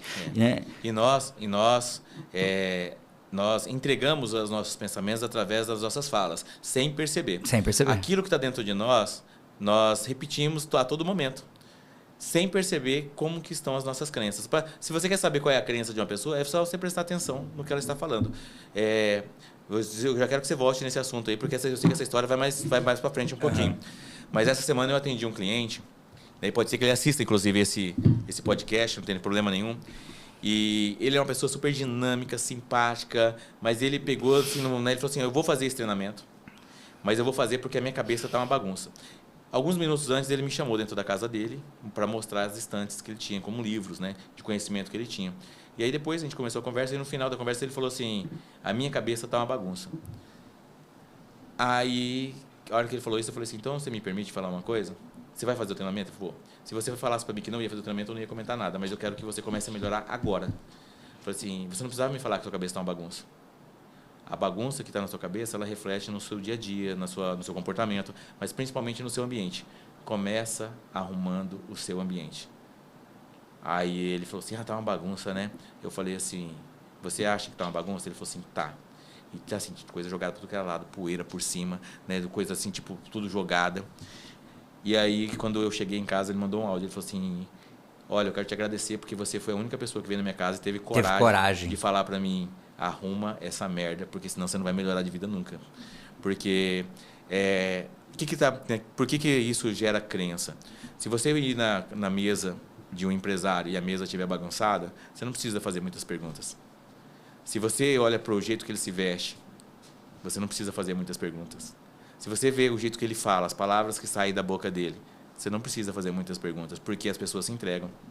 O detalhe é que se elas não mudarem a mentalidade, elas vão continuar repetindo as mesmas coisas. E aí não entende por que as coisas não mudam, não prosperam. Porque, no fundo, nós somos um reflexo daquilo que nós pensamos e acreditamos, né? A forma como nós existimos, como nós falamos, como nós nos comportamos, como está o nosso ambiente, é um reflexo daquilo que a gente pensa e acredita, né? Exatamente. E aí, para nós, precisa alguém falar. Precisa ter um mentor, um orientador. Para nós, tanto para mim como para você. Porque eu também tenho algumas limitantes que eu não enxergo mais.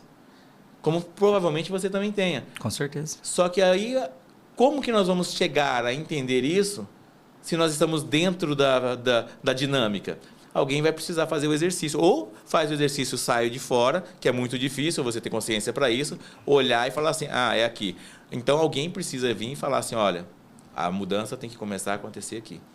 Se não acontecer aqui, não vai acontecer ali depois. É o poder do mentor, né? Exatamente. É o poder do mentor. Só que a nossa mentalidade muitas vezes não deixa isso acontecer, porque nós julgamos autossuficiente na grande maioria das vezes, nós acreditamos que não precisamos da opinião dos outros, nós não valorizamos um mentor ou um orientador, um instrutor, alguém que talvez não tenha chegado exatamente aonde você gostaria de chegar, mas ele já consegue enxergar isso. Porque, às vezes, a gente pensa assim, e é muito comum a gente pensar, eu não vou para uma sala de treinamento com alguém que não conquistou financeiramente aquilo que eu gostaria de conquistar. Mas uma coisa nós precisamos prestar atenção. A pessoa, às vezes, já tem sucesso na área dela, porque o objetivo dela não é exatamente igual ao da outra. Só que com um pequeno detalhe, ela tem que ser bem-sucedida naquilo que ela faz. Porque aí ela pode te ajudar a ser bem-sucedida na sua área também. Talvez... eu já treinei pessoas dentro de sala que eram extremamente milionárias, que não precisariam realmente estar treinando. E eles foram por lá... Por conta do dinheiro. Por conta do dinheiro. Uhum. Porém, existiam outras coisas. Né? Tem muita gente que é tão pobre que só tem dinheiro. Que a única riqueza dela é o dinheiro. E isso é muito triste. É muito triste. Então, não é isso. Não estamos falando exatamente de resultado financeiro e econômico, mas de comportamento, de mentalidade. E isso, para chegar nesse ponto, exige trabalho, como você está falando. Não foi do dia para a noite, não. Foi um processo. Mas eu quero que você volte na história, porque assim, eu quis complementar aqui, porque é algo muito importante de se pensar. A questão do mentor, a questão de alguém mostrar que todo o nosso comportamento, a nossa negatividade, ela é repetida, são padrões repetitivos. E aquilo que você falava, não é porque você queria falar aquilo, simplesmente você não sabia, não enxergava. E estava dentro de você. E depois, vamos voltar depois, que eu quero falar ainda sobre crenças, sobre aquela fala, né, que tem daquele livro que nós lemos lá do Greg Braden, sobre ele conta um pouquinho na Matriz Divina, mas ele fala nos segredos sobre o modo antigo de rezar, que quando ele faz a oração, ele sente como se já estivesse acontecendo. Você lembra disso, não? Sim. Depois vamos falar disso, porque isso está ligado à crença. A oração da chuva. Isso, que ele sente o pé, a lama passando pelos dedos, a chuva caindo, o cheiro da chuva. E aí, quando ele sente isso. Mas aí que tá, né, gente? A gente sempre. Enquanto você fala, eu vou ligar meu celular. Vai lá. A gente sempre diz o seguinte, né? Que tudo que existe na face da Terra, primeiro, foi criado na cabeça de alguém. Então, quando a gente pensa tudo que foi criado em algum momento, passou primeiro pela mente de alguém. Inclusive, tem uma passagem bíblica bem interessante que fala sobre isso, né? Que tudo que está no visível, um dia foi criado no invisível. Então, quando a gente começa a entender, né, que tudo que existe, alguém pensou, alguém mentalizou, alguém idealizou antes, a gente começa a entender o poder que isso tem na nossa vida. Então, quando eu comecei a entender isso lá atrás, em 2010, e esse é um caminho que já vai para 14 anos e continua, né, acontecendo, quando eu comecei a entender... Fica à vontade, Isla.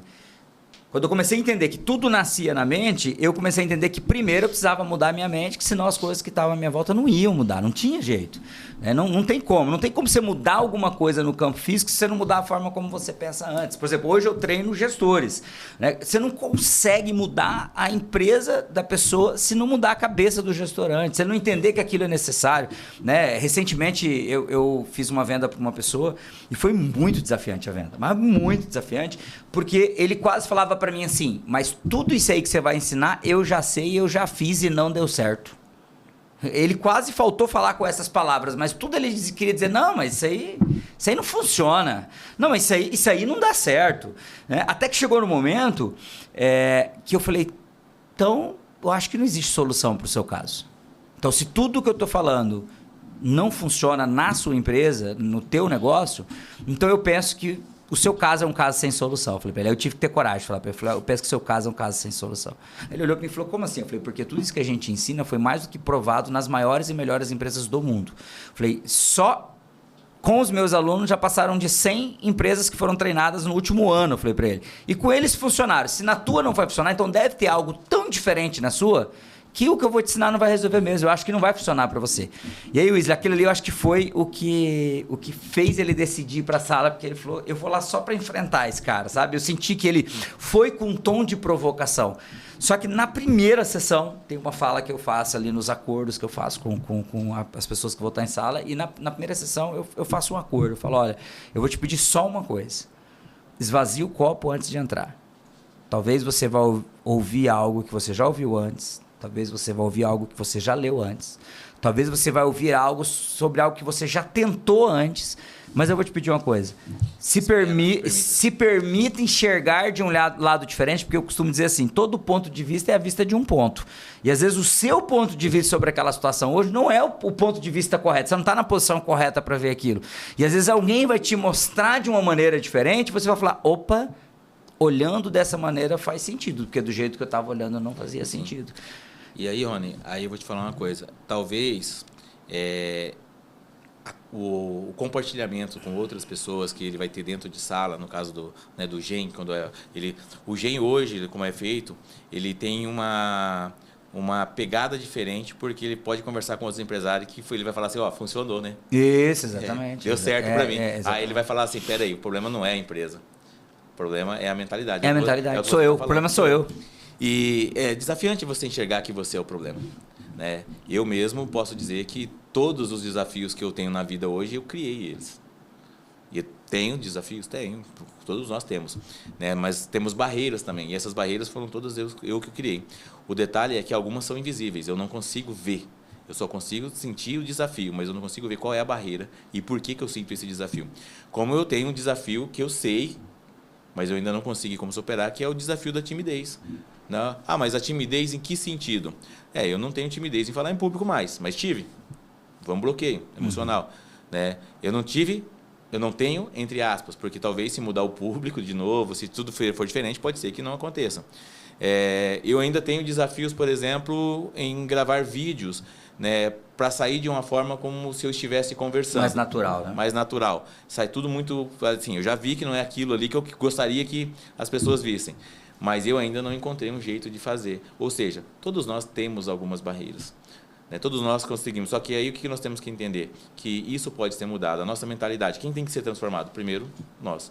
Quando nós falamos de vendedor ou de empreendedor, a primeira coisa a ser trabalhado antes de qualquer técnica é a pessoa. A pessoa é o dono. Eu falo que todos os problemas da empresa têm um único culpado. É o líder, é o dono, é o gestor. Exatamente. Todas as... mas é porque você não conhece o meu vendedor, mas foi você que contratou o vendedor.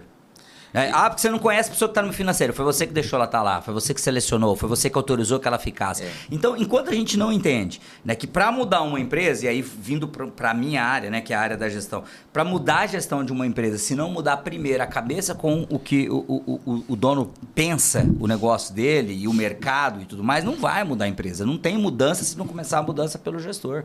Eu estava numa cidade, fazendo um treinamento, numa cidade aqui próxima, e a pessoa falou assim... porque aqui nessa cidade é um desafio encontrar gente, porque não acha gente. O problema aqui não são os empresários, o problema aqui é que não tem gente disponível. Eu falei para ele assim, não é só na nossa cidade, no Brasil inteiro esse desafio existe. Né? Na aula de gestão de pessoas, eu peço para levantar a mão quem contrataria entusiasticamente alguém se aparecesse hoje uma pessoa boa. Todo mundo levanta a mão, porque todo mundo tem vaga aberta. Então assim, esse não é um desafio, né, que é daquela cidade. Todo o Brasil tem esse desafio. Mas se eu ficar pensando que o problema é porque não tem gente boa, então eu não vou treinar meu time. Não, se eu falar que o problema é porque não tem gente boa, eu não vou estabelecer processos. Então a gente fica... A mentalidade faz muitas vezes a gente colocar a desculpa em outras coisas e não assumir a responsabilidade. Então toda vez que eu encontro um culpado, toda vez que eu encontro uma boa desculpa, eu não ajo.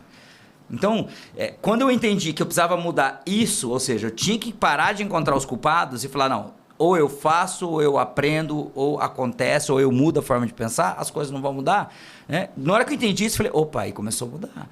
Eu não estou querendo dizer aqui que o dono tem que saber fazer tudo, não é isso. Não. Por exemplo, eu não sou especialista em marketing, eu entendo o suficiente para cobrar quem vai fazer para mim. Eu não sou especialista em marketing, talvez eu não sou um especialista em vendas, como o Isley, que é um especialista em vendas, mas eu preciso saber o suficiente para implementar e saber se está sendo feito certo ou se está sendo feito errado. Mas o que eu preciso é mudar as crenças que muitas vezes eu tenho. Né? Não é um podcast... só sobre mentalidade, é um podcast sobre o negócio. Por que os negócios não estão dando certo? Os negócios não estão dando certo porque por trás desse CNPJ tem uma pessoa física e essa pessoa física está travando o negócio dela. A mentalidade dela, a forma como ela enxerga o mundo, as crenças que ela tem, estão fazendo com que o negócio dela não vá para frente. Ela não vende mais só porque o produto dela talvez não seja tão bom. Ela não vende mais porque o time não está sendo treinado, porque ela não acredita no time, porque ela não acredita no mercado, porque ela não acredita na política, né? Porque a culpa é do governo, porque agora não é um governo de direita, é de esquerda, ou porque agora é um de direita e não é um de esquerda. Então, assim, o tempo todo a gente está procurando um bom culpado. E aí a empresa não vai mudar. Ô, Rony, e essa questão de encontrar culpados é muito antiga, né? Talvez seja a atitude mais, talvez mais primitiva do ser humano. E tem relatos, né, relatos escritos antigos, né, sobre isso. E o que eu mais gosto de citar é um que está escrito na Bíblia, nos primeiros capítulos ali, em Gênesis ali. Que quando Deus, né, chega lá para perguntar para Adão, né, e inclusive assim, a gente sabe que aquilo ali é uma forma talvez, vamos dizer, interpretativa, né, talvez não foi exatamente daquele jeito, porque como nós entendemos que Deus é onisciente, onipresente, ele está em todos os lugares, inclusive ele estaria em qualquer lugar ali no Jardim do Éden, mas ele chega e perguntando de Adão, talvez assim, a maneira com que ele faz aquilo seja para que a nossa interpretação seja, né, vamos dizer assim, Deus se fez daquela maneira para que ele tivesse um entendimento, mas ele chega lá no Éden e fala assim, Adão, né, tipo, né, não vou ser criterioso aqui com a Bíblia, mas ele fala assim, né, cadê você? Por que se escondesse, né? Aí Deus pergunta esse Deus era gaúcho, com esse sotaque aí. Como fosse, né? Onde estás? Aí pergunta, né, onde ele está. E aí Adão aparece, né, tô aqui e tal. Aí ele, por quê? Né? Porque, né, fui lá, né? Que a mulher que você me deu. Então, aí a primeira coisa que ele faz é encontrar um culpado, né? E automaticamente, a gente pensa assim, quando a gente olha de uma forma muito rasa, a gente pensa que Adão está colocando a culpa na mulher. Não é culpa minha, é culpa da mulher, porque, né, foi culpa da mulher que tu me deste. Né? Mas ele estava falando que quem que deu a mulher? Você está culpando Deus de alguma maneira. Peraí, Deus, se você não tivesse dado a mulher nada disso tinha acontecido. Peraí. Ou seja, uma atitude primitiva encontrar culpado. Só que nós vamos replicando isso na nossa vida. A gente põe culpa na criação, né? Eu não posso falar que as minhas crenças limitantes são culpa dos meus pais, porque eles também receberam aquilo ou até mesmo menos do que eles passaram. Sim. Então, assim, eles só tentaram fazer o melhor. Dentro da capacidade que eles tinham. Deles, mas a gente não pode colocá-lo como culpados. Porque eles receberam essas informações e tentaram fazer o melhor. Os pais tentam sempre fazer o melhor para os filhos. O detalhe é que o melhor dele é de acordo com o que ele tem, com as ferramentas que ele tem.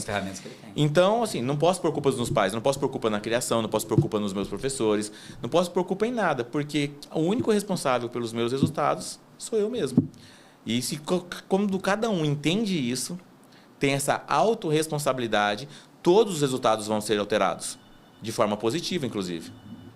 Não tem como você não fazer uma transformação quando você não assume a culpa. Ou seja, quando você fala assim, a culpa é minha, pronto.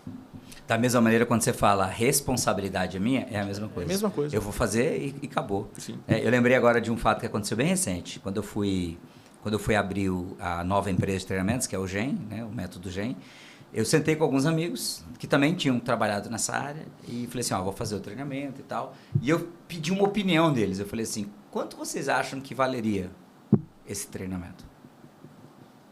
Por quanto eu poderia vender esse treinamento que eu estou desenhando? Porque eu queria só saber, validar o que estava na minha cabeça. Sim. Eu queria uma aprovação para aquilo que estava na minha cabeça. E um deles falou assim, eu acho que para a primeira turma dá para vender por uns R$997. E o outro ainda foi mais ousado, se eu não me engano, o valor foi mais... eu acho que uns 1.900 vale. Aí eu falei, como assim? Ele falou, não, cara, porque... Vamos parar para pensar. É um produto novo, eles falaram, né? Ninguém ainda conhece, não está validado. E, bem, você está começando do zero. Né? É como se falar assim, quem é você, né? Com esse produto. E não foi na maldade. Sim. Foi dentro das crenças que eles tinham, que para começar um produto novo eu tinha que jogar num preço lá embaixo para o mercado comprar, porque o preço era mais acessível e depois eu provar que aquilo funcionava. Na cabeça deles era muito lógico isso. Vendo barato, vendo mais fácil, provo que funciona e vou subindo. E eu falei, você tá maluco? Eu falei para eles. Ele falou, como assim? Eu falei, você acha que eu vou sair da minha casa, ficar 15 semanas fora de casa para vender um treinamento de R$1.000? Para eu ganhar R$1.000 por aluno. Eu falei, se eu estava num outro negócio que há 2 anos atrás eu era sócio do Weasley, a gente vendia treinamento de 6 vezes esse valor, eu vou vender um produto de 1/6 do valor que eu vendi, você está maluco? Ele falou, não, é que eu falei, não, cara, você não está entendendo. Né? Tudo que eu vou colocar nesse produto é o meu background de 20 anos como gestor e de 8 como treinador. Falei, e o que você investiu em treinamento para chegar no produto. E aí foi a segunda fala, né? Eu falei, cara, quanto a gente já gastou treinando? Só nos últimos 2 anos eu gastei 100 mil.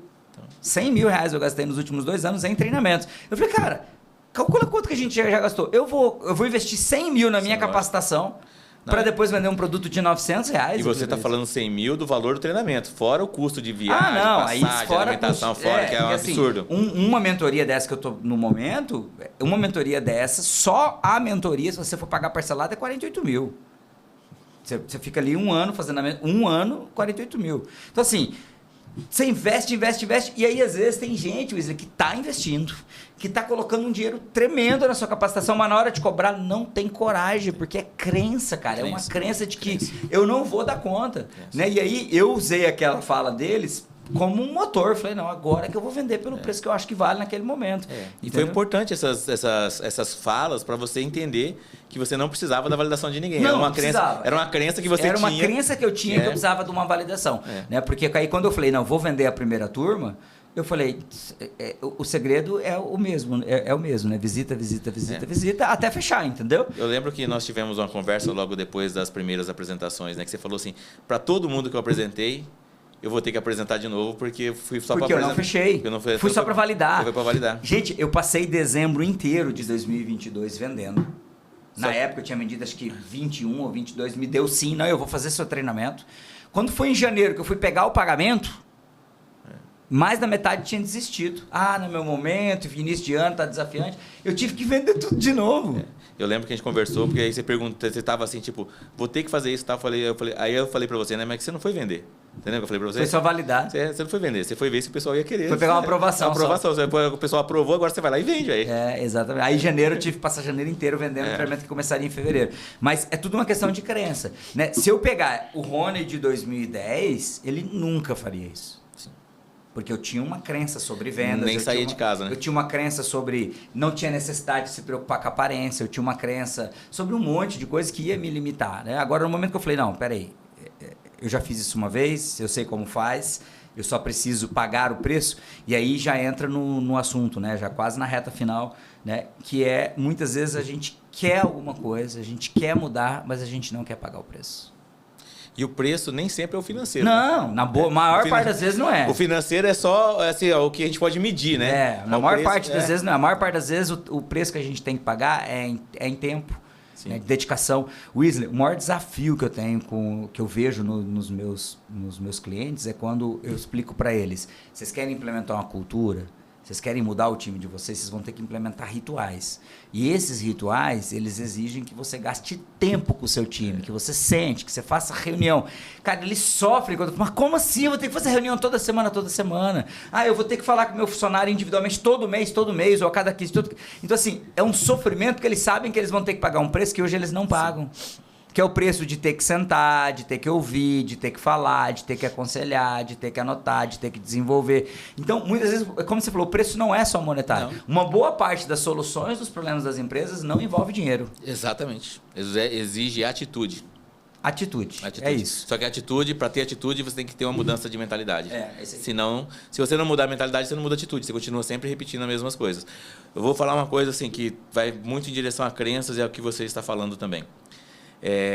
Todos os dias, quando nós acordamos, nós fazemos quase as mesmas coisas que nós fizemos no dia anterior. Quase todos.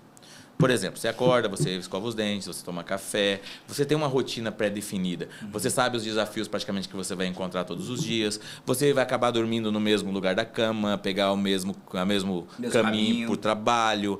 Você vai falar normalmente com as mesmas pessoas e isso é muito poderoso, isso é muito forte. Só que isso cria uma barreira para as novas coisas. Ou seja, a sua mentalidade vai entrando em uma zona de conforto automaticamente. E aí, se você parar para perceber, você não está vivendo um futuro melhor. Você está repetindo o passado várias vezes. Porque você continua vivendo o dia anterior. Então, o que a pessoa poderia começar a pensar? Que alguns detalhes que você mudar de atitude, de comportamento, que estão diretamente conectados com a sua mentalidade, vão fazer uma diferença muito grande no seu dia a dia, porque você já não está mais vivendo só o passado. Você agora está mudando a sua mentalidade para uma vida de prosperidade. E quando as pessoas falam do preço, né, de treinamento, né, que existem preços diversos, né? Desde um treinamento do Sebrae que deve custar em torno de 300 a 400 reais, a treinamentos aí que passam de 100 mil um treinamento. Sim. Essa semana, inclusive, eu cotei um que o grupo de acompanhamento deles custa 250 mil ano. Pois é. E aí a pessoa fala assim, mas isso é muito caro. E eu posso dizer o que é caro de verdade mesmo. É continuar vivendo uma vida de escassez, uma vida sem prosperidade, uma vida de cabeça quente, você não desfrutar das melhores coisas da vida, porque a sua mente não vai deixar. E isso é caro. Isso é muito caro. E por que eu falo isso para vocês? Porque ganhar dinheiro não é o maior desafio das pessoas. Tem muita gente ganhando dinheiro. O que ela não sabe, muitas vezes, é o que esse dinheiro realmente vai proporcionar para ela. Quando nós falamos de mentalidade e dinheiro, não de prosperidade, de dinheiro, nós começamos a ver que as pessoas que têm dinheiro, nem sempre elas alcançam exatamente o que elas gostariam de alcançar. Tanto é que o maior índice de suicídio que existe são os países mais ricos. Por quê?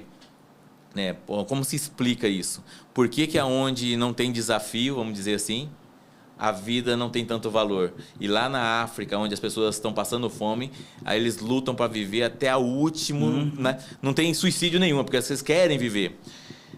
Então, assim, existe um trabalho mental que você precisa entender para que as coisas começem realmente a acontecer e prosperar. E quando eu falo de prosperidade, envolve sim dinheiro, porque prosperidade envolve dinheiro. Sim. Né?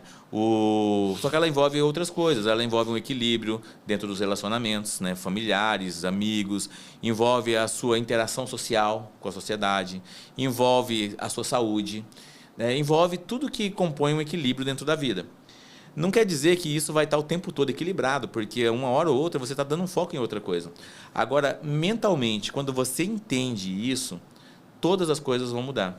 E você tinha me perguntado de uma das chaves, né? Sim. Que mudou. Teve um episódio que foi assim muito importante. Eu estava indo visitar uma cliente junto com o Paulo Rocha, que foi o meu instrutor, inclusive, o seu também, né, do Mastermind. E eu era o vendedor e ele foi para me acompanhar, porque era uma grande empresa, tinha uma possibilidade de um grande negócio. E como eu não tinha autoconfiança suficiente para fazer aquela... Você levou ele junto? Eu levei ele junto. Né? E eu sei que ele tinha mais habilidade, tinha mais conhecimento sobre o produto que ia oferecer, então ele foi comigo. E essa empresa, ela tinha uma das empresas era no shopping, e naquela época o shopping aqui da cidade estava sorteando uma Pajero TR4. E eu olhei para aquela Pajero exposta ali no shopping e falei assim, podia ganhar, né, esse carro, mas normalmente quem ganha é quem não precisa, né? Falei isso, expressei isso verbalmente. Eu estava falando o que estava acontecendo dentro de mim naquele momento, estava me revelando ali, né? E ele não foi, assim, alguém que estava... ele não quis, na verdade, naquele momento, falar algo que pudesse mexer comigo. Então, ele falou, legal, né? Normalmente acontece isso mesmo, as pessoas, né, que menos precisam, mas essas pessoas já estão mais antenadas, né? E provavelmente são pessoas com maior capital, elas têm maior chance de ganhar, porque elas compram mais e tal. Eu falei assim, tem sentido. Mas eu não fiquei feliz, não, com aquilo. E a hora que nós saímos da empresa, nós havíamos fechado o negócio, eu reforcei, né? Falei assim, podia ganhar, né? Falei assim, né? Podia ganhar esse carro, né? Eu ia ficar tão feliz, né? Aí ele falou para mim assim, você já pensou quem realmente vai ficar feliz? Se é quem ganhar ou se é a pessoa que está cedendo ou oferecendo esse presente? Ele falou assim, se você pudesse hoje, se você ganhasse uma casa hoje, você ficaria feliz? Eu falei assim, ficaria. Mas se você pudesse dar uma casa para os seus pais, você ficaria mais feliz ainda? Eu falei assim, muito mais. Ele falou assim, então você já prestou atenção da pessoa que está dando, ela tem mais poder, tanto financeiro como mental, capacidade? Aí assim, será que você não está se colocando na posição errada? Nossa. Será que você não está se colocando no lugar da vítima, que tem que ganhar, que alguém deve alguma coisa, ao invés de colocar numa posição de abundância que você pode oferecer? Aquilo mexeu comigo. Eu falei assim, caramba, por que eu estou pensando isso? E aí eu já vi em um livro, eu não vou saber exatamente qual livro agora, né, é a história da cobra e do rato, né? Que ele dá o rato para alimentar a cobra. E muitas pessoas vão se identificar com a cobra, né? Que está sendo alimentado. O rato faz parte do ciclo ali, é parte da alimentação, não veio o nome agora. Mas algumas pessoas vão se identificar com o rato, vai ficar com dó do rato. Mesmo fazendo parte da cadeia natural, né? Da cadeia natural de alimentação da cobra, as pessoas vão ficar com dó do rato. Tadinho do ratinho. Outros vão se colocar no lugar da cobra, sendo alimentada, sendo cuidada, achando ela bonita. Mas a grande maioria está onde? Se colocando no lugar da vítima. Né? E o mundo vive um vitimismo muito grande porque as crenças são limitantes.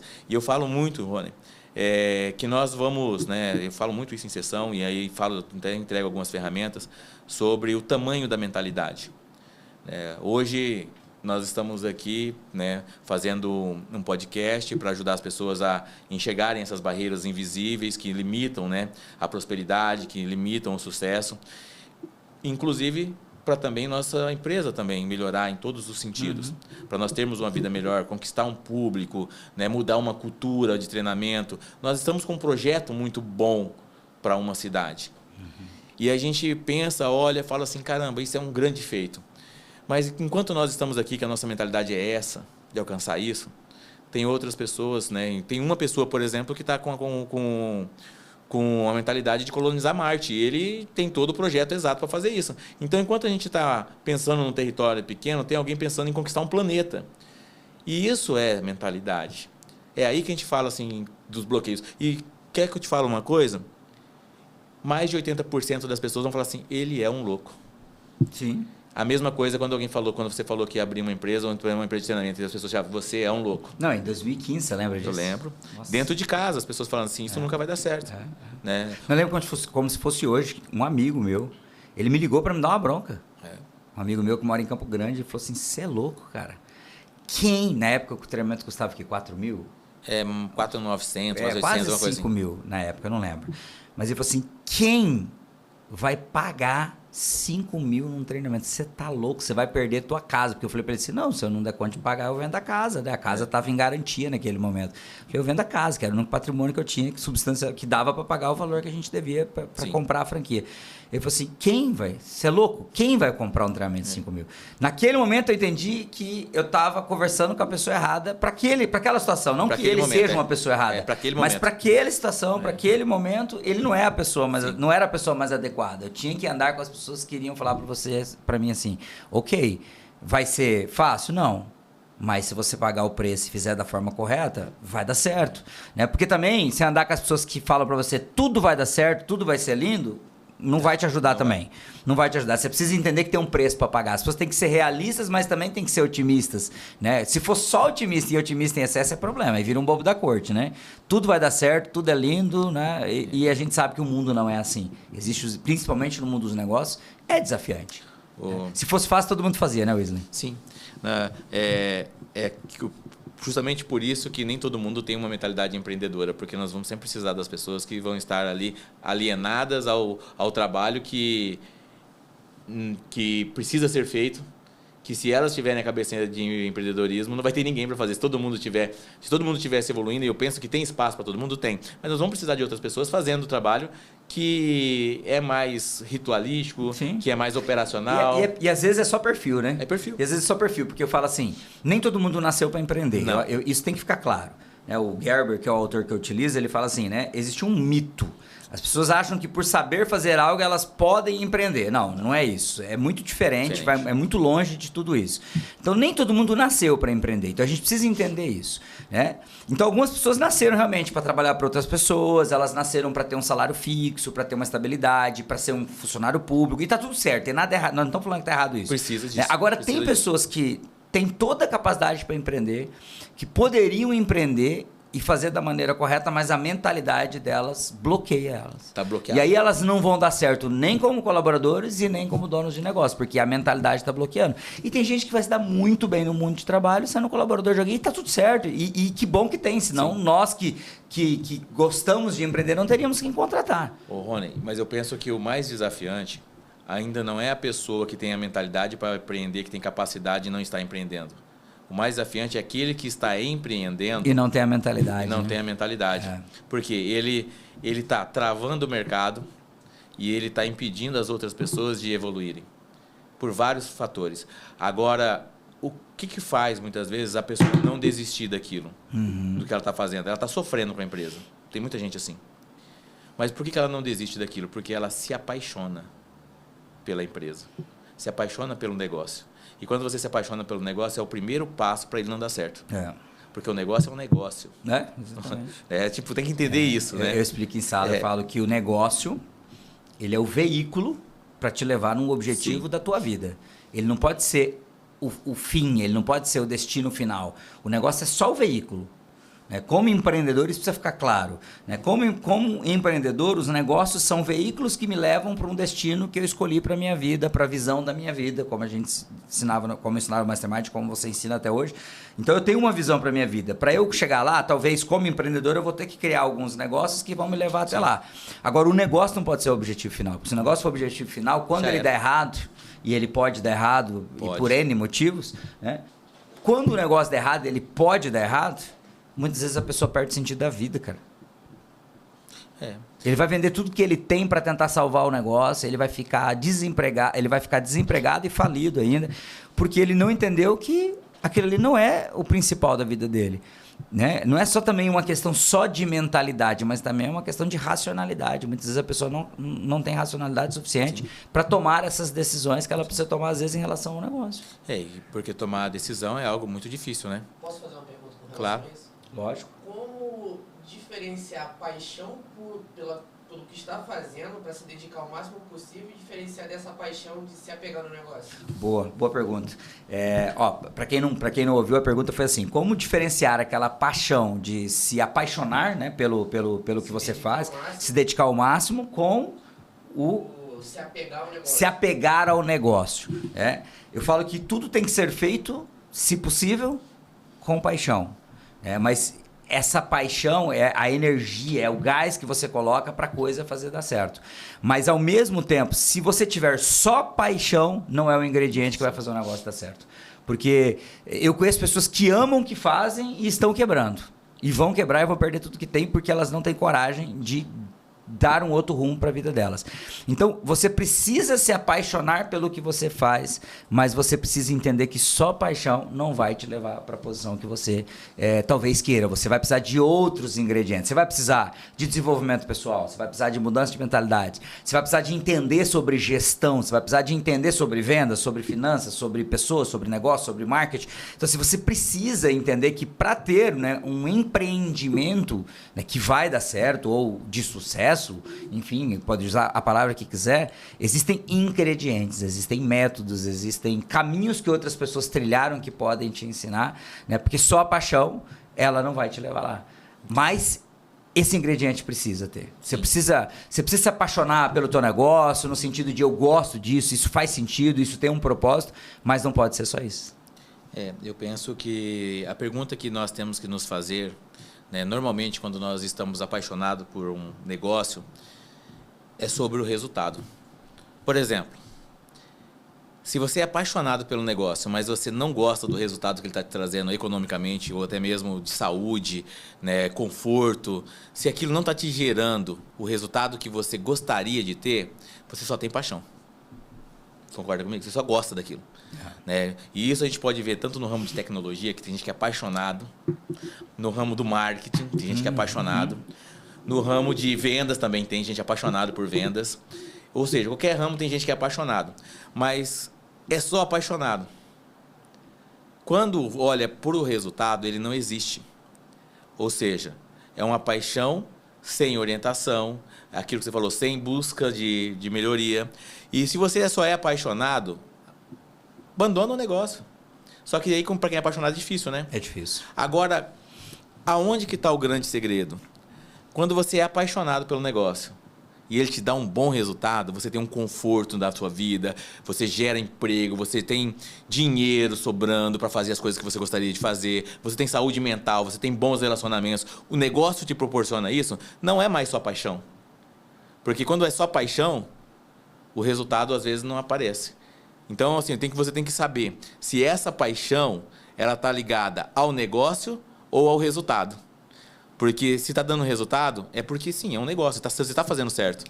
Agora, se o negócio é só paixão e não tem resultado, qual que é a lógica? Imagina um dono de software que é apaixonado por software, pelo negócio daquele lá. Conheço vários. Ok. Aí, vamos lá. Não tem resultado. A vida dele não tem economicamente, está sempre desafiante e tal.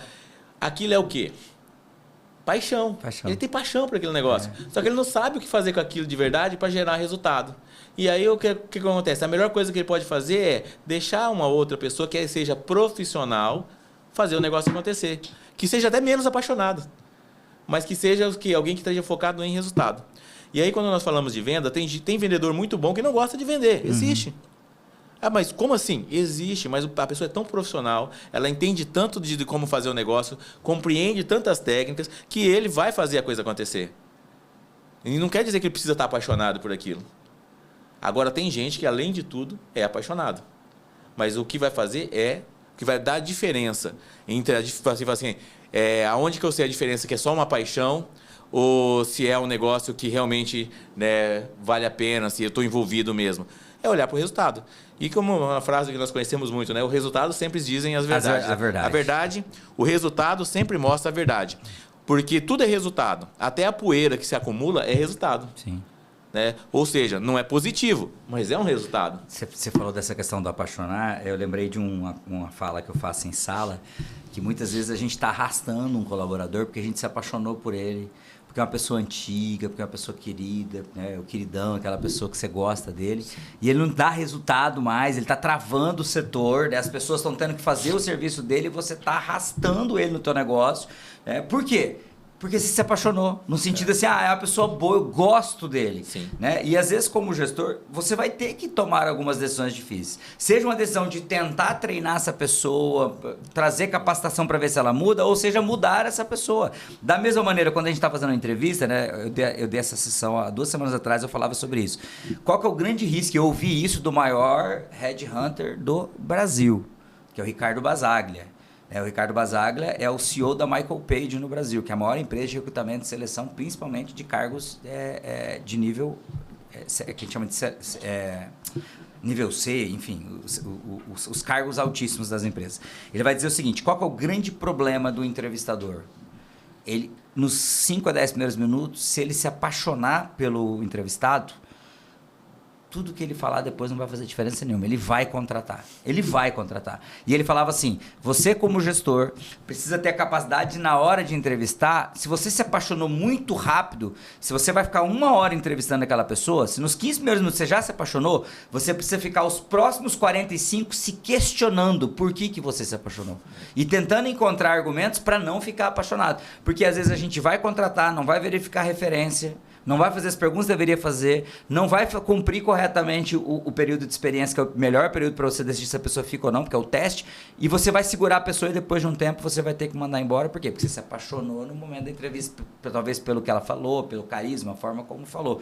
Então, para você ver como que isso é forte, né? E como que isso também pode ser um perigo. Então, se você está muito apaixonado por algo, mas não está dando resultado, como você disse, tem que repensar. É igual relacionamento. Né? Você tá apaixonado, mas aquilo é tóxico, faz mal, precisa repensar. Não vamos entrar em relacionamento, não. Não vamos entrar nesse assunto, não. Aí, no caso, eu sou muito apaixonado. Você é muito apaixonado. Aí... Ô, Wister, vamos pro final, estamos aqui nos últimos minutinhos. Aplicações práticas, ou seja... O que pode ser feito, né? Algumas dicas que a gente pode deixar de forma rápida aqui para trabalhar essa mentalidade empreendedora. Eu vou falar a principal de todas. Beleza. Faça o treinamento Mastermind primeiro. Né? Faça o treinamento Mastermind Lince, que vai fazer... Nós vamos trabalhar justamente aí na quebra de bloqueio emocional para fazer com que as pessoas tenham melhores resultados. Nós falamos de paixão por negócios aqui. Eu não tenho, vamos dizer, paixão por nenhum negócio, mas eu tenho uma paixão por resultado violenta, assim como você, né? Mas eu sou apaixonado pelo resultado. E esse resultado não quer dizer que seja um resultado simplesmente meu, mas ver os resultados nas outras pessoas, né? Ver essa dinâmica do desenvolvimento acontecendo, as pessoas verem que podem ser muito além do que elas já foram. Existem outras maneiras? Existem. Você tem processos de desenvolvimento pessoal em vários setores. Inclusive, as igrejas são um processo de desenvolvimento pessoal. Podem ajudar, inclusive, dentro dos negócios. Se você escolher o mentor certo, né? Exatamente. Aí, até dentro da igreja... Dependendo da igreja que você for, é perigoso. Exatamente. As pessoas podem, inclusive, Rony, buscar a terapia para isso. A terapia, o único problema da terapia é que ela demora anos para dar resultado, né? Sim. O investimento é muito alto e demora anos. Mas é uma opção de escolha. Eu sei que são feitos trabalhos muito sérios em relação a isso. Tem outros profissionais, né, um mentor, mas a dica principal, Rony, que a principal, eu acho que assim, né, claro que a primeira é fazer o Mastermind, mas a principal é ter perto de si mentores, pessoas que tenham essa capacidade de desenvolvimento, que tenham essa capacidade de crescimento, de pessoas que enxergam de uma forma mais abrangente, né, essa dinâmica do empreendedorismo. Então, ter próximo essas pessoas e buscar alguém como mentor. E não pode ser alguém que você vai buscar assim como mentor, por exemplo, somente num livro. Porque tem mentor, por exemplo, o Napoleão Hill é meu mentor. Mas espera aí, eu só posso perguntar para os livros. Eu não posso ver o ponto de vista dele. Então, você tem um mentor muito longe, por exemplo, você pegar, por exemplo... Alguma celebridade, algum grande empresário, vale também, mas não é na mesma profundidade você poder fazer uma pergunta. Né? Exatamente. Então, a primeira coisa, tenha mentores. Você quer se desenvolver com vendas, que é uma habilidade de empreendedores, de empresários que precisam desenvolver? Tenha um mentor de vendas. Tenha alguém. Lá atrás nós não fomos juntos vender, um olhava para o outro. Sim. Isso não fez toda a diferença? Sim. Você não precisa ser um especialista lá, né? Né? Alguém que cobra 60 mil para te acompanhar, mas alguém que está do seu lado e pode falar assim, ó, faz isso aqui, vamos ver o resultado que dá. E aí eu quero pegar só esse ponto aqui, para a gente ir para o final. Sim. Você tem que cuidar os mentores que você escolhe, tá? Porque o que mais tem por aí é empreendedor de palco. Então, cuidado. O que é um empreendedor de palco? É alguém que está te ensinando algo que ele nunca fez. A pessoa, sei lá, vai te vender um treinamento de venda, mas ele tem desafio para vender. Ele vai te vender um treinamento de gestão, mas ele nunca teve um negócio. Ele vai te ensinar... Cara, me contaram uma história em Três Lagoas que eu achei assim, surreal. De uma pessoa que estava dando um treinamento ali em Três Lagoas e estava fazendo um movimento até forte em Três Lagoas, falando sobre gestão de pessoas e contratação, como que você tinha que contratar, como é que você tinha que fazer a gestão do time e tal. E tem muita gente por aí que está ensinando isso. E aí um dia, numa palestra com muita gente, alguém falou assim, deixa eu te fazer uma pergunta. Ele falou assim, qual foi o momento da tua vida que você mais teve colaboradores? Quantos eram? Aí ele travou, ele falou assim, e hoje, quantos colaboradores você tem? Ele nem colaboradores tinha, as empresas dele nunca tinham tido colaboradores, ele tinha sido uma carreira solo a vida inteira. Então ele nunca encontrou um desafio de verdade. E ele estava dando treinamento de como fazer gestão de pessoas, contratação, recrutamento e seleção. Sem nunca ter feito. Então assim, você vai escolher um mentor, a primeira pergunta que você tem que fazer é, essa pessoa, ela tem um resultado nisso que ela vai me mentorar? Boa. Ela já passou por esse caminho? Ela já trilhou esse caminho? Se ela não trilhou, é um empreendedor de palco. Boa. Tem que ter cuidado. Eu não estou dizendo que você não vai poder ter professores na sua vida. É diferente um professor de um mentor. O professor é alguém que estudou, abstraiu aquele conhecimento e replica esse conhecimento. Ótimo. Ok, você vai ter professores a vida toda. Eu tive professores no curso de computação que nunca tinha tido uma empresa. E tá tudo certo, não tem problema. Agora, o mentor, que é a pessoa que você vai sentar com ela, que você vai perguntar, que talvez você vai fazer um treinamento dela, que você vai absorver ali os conteúdos e discutir com ela, tem que ser alguém que sabe, que já fez e sabe o que está acontecendo. É igual o treinamento de vendas com quem nunca vendeu. Não, é o que mais tem por aí. Eu conheço uma pessoa que está vendendo treinamento de vendas e um dia eu conversei com ele e falou, não, cara, estou no desafio de fechar meu treinamento. Eu falei, mas peraí, você está dando treinamento de venda, está com desafio de vender teu próprio treinamento? Então, peraí, você tem que fazer o curso para vender o seu curso. Então você vai ter que fazer o curso para vender seu curso, É um multiverso esse negócio, Então, cuidado com o mentor que você escolhe. Então, o Wesley escolheu aqui ter bons mentores. E eu quero complementar aqui uma outra dica prática, é você ter metas. Você quer ter uma mentalidade empreendedora, você precisa ser uma pessoa direcionada por metas. Todos os grandes livros de mentalidade, todos os grandes livros de desenvolvimento pessoal, eles vão ter o assunto metas praticamente como o cerne de tudo. Se a gente for falar de Napoleão Hill, que é o autor do Mastermind, basicamente, Napoleão Hill, tudo começa com um objetivo principal bem definido, que é meta. Metas. Eu tenho, em casa, 36 livros de Napoleão Hill. Certo. 20 desses livros traz como assunto primordial, são dos primeiros assuntos, objetivo principal bem definido. Meta. Metas. Os que não trazem isso é porque tem assuntos um pouquinho diferentes. Por exemplo, o Mais Esperto que o Diabo, você pegar, por exemplo, aqueles que são devocionais, que são diários, mas todos aqueles que falam de desenvolvimento pessoal, o primeiro assunto é metas. Metas. Então, primeira dica, tenha bons mentores, pessoas que sabem, já fizeram e vão te ajudar. Segunda dica, tenha metas. Por escrito, Por escrito. Aí tem toda uma metodologia para isso, A gente ensina isso no Mastermind, ensina isso no GEM. Você precisa saber escrever essa meta, você precisa ter um padrão para essa meta, mas enfim, você precisa ter metas. Porque se você não tiver metas, você não está direcionado. Como é que você vai ter uma mentalidade empreendedora, de avanço, de crescimento, se você não está direcionado por um número, por um indicador, por algo que você está indo buscar?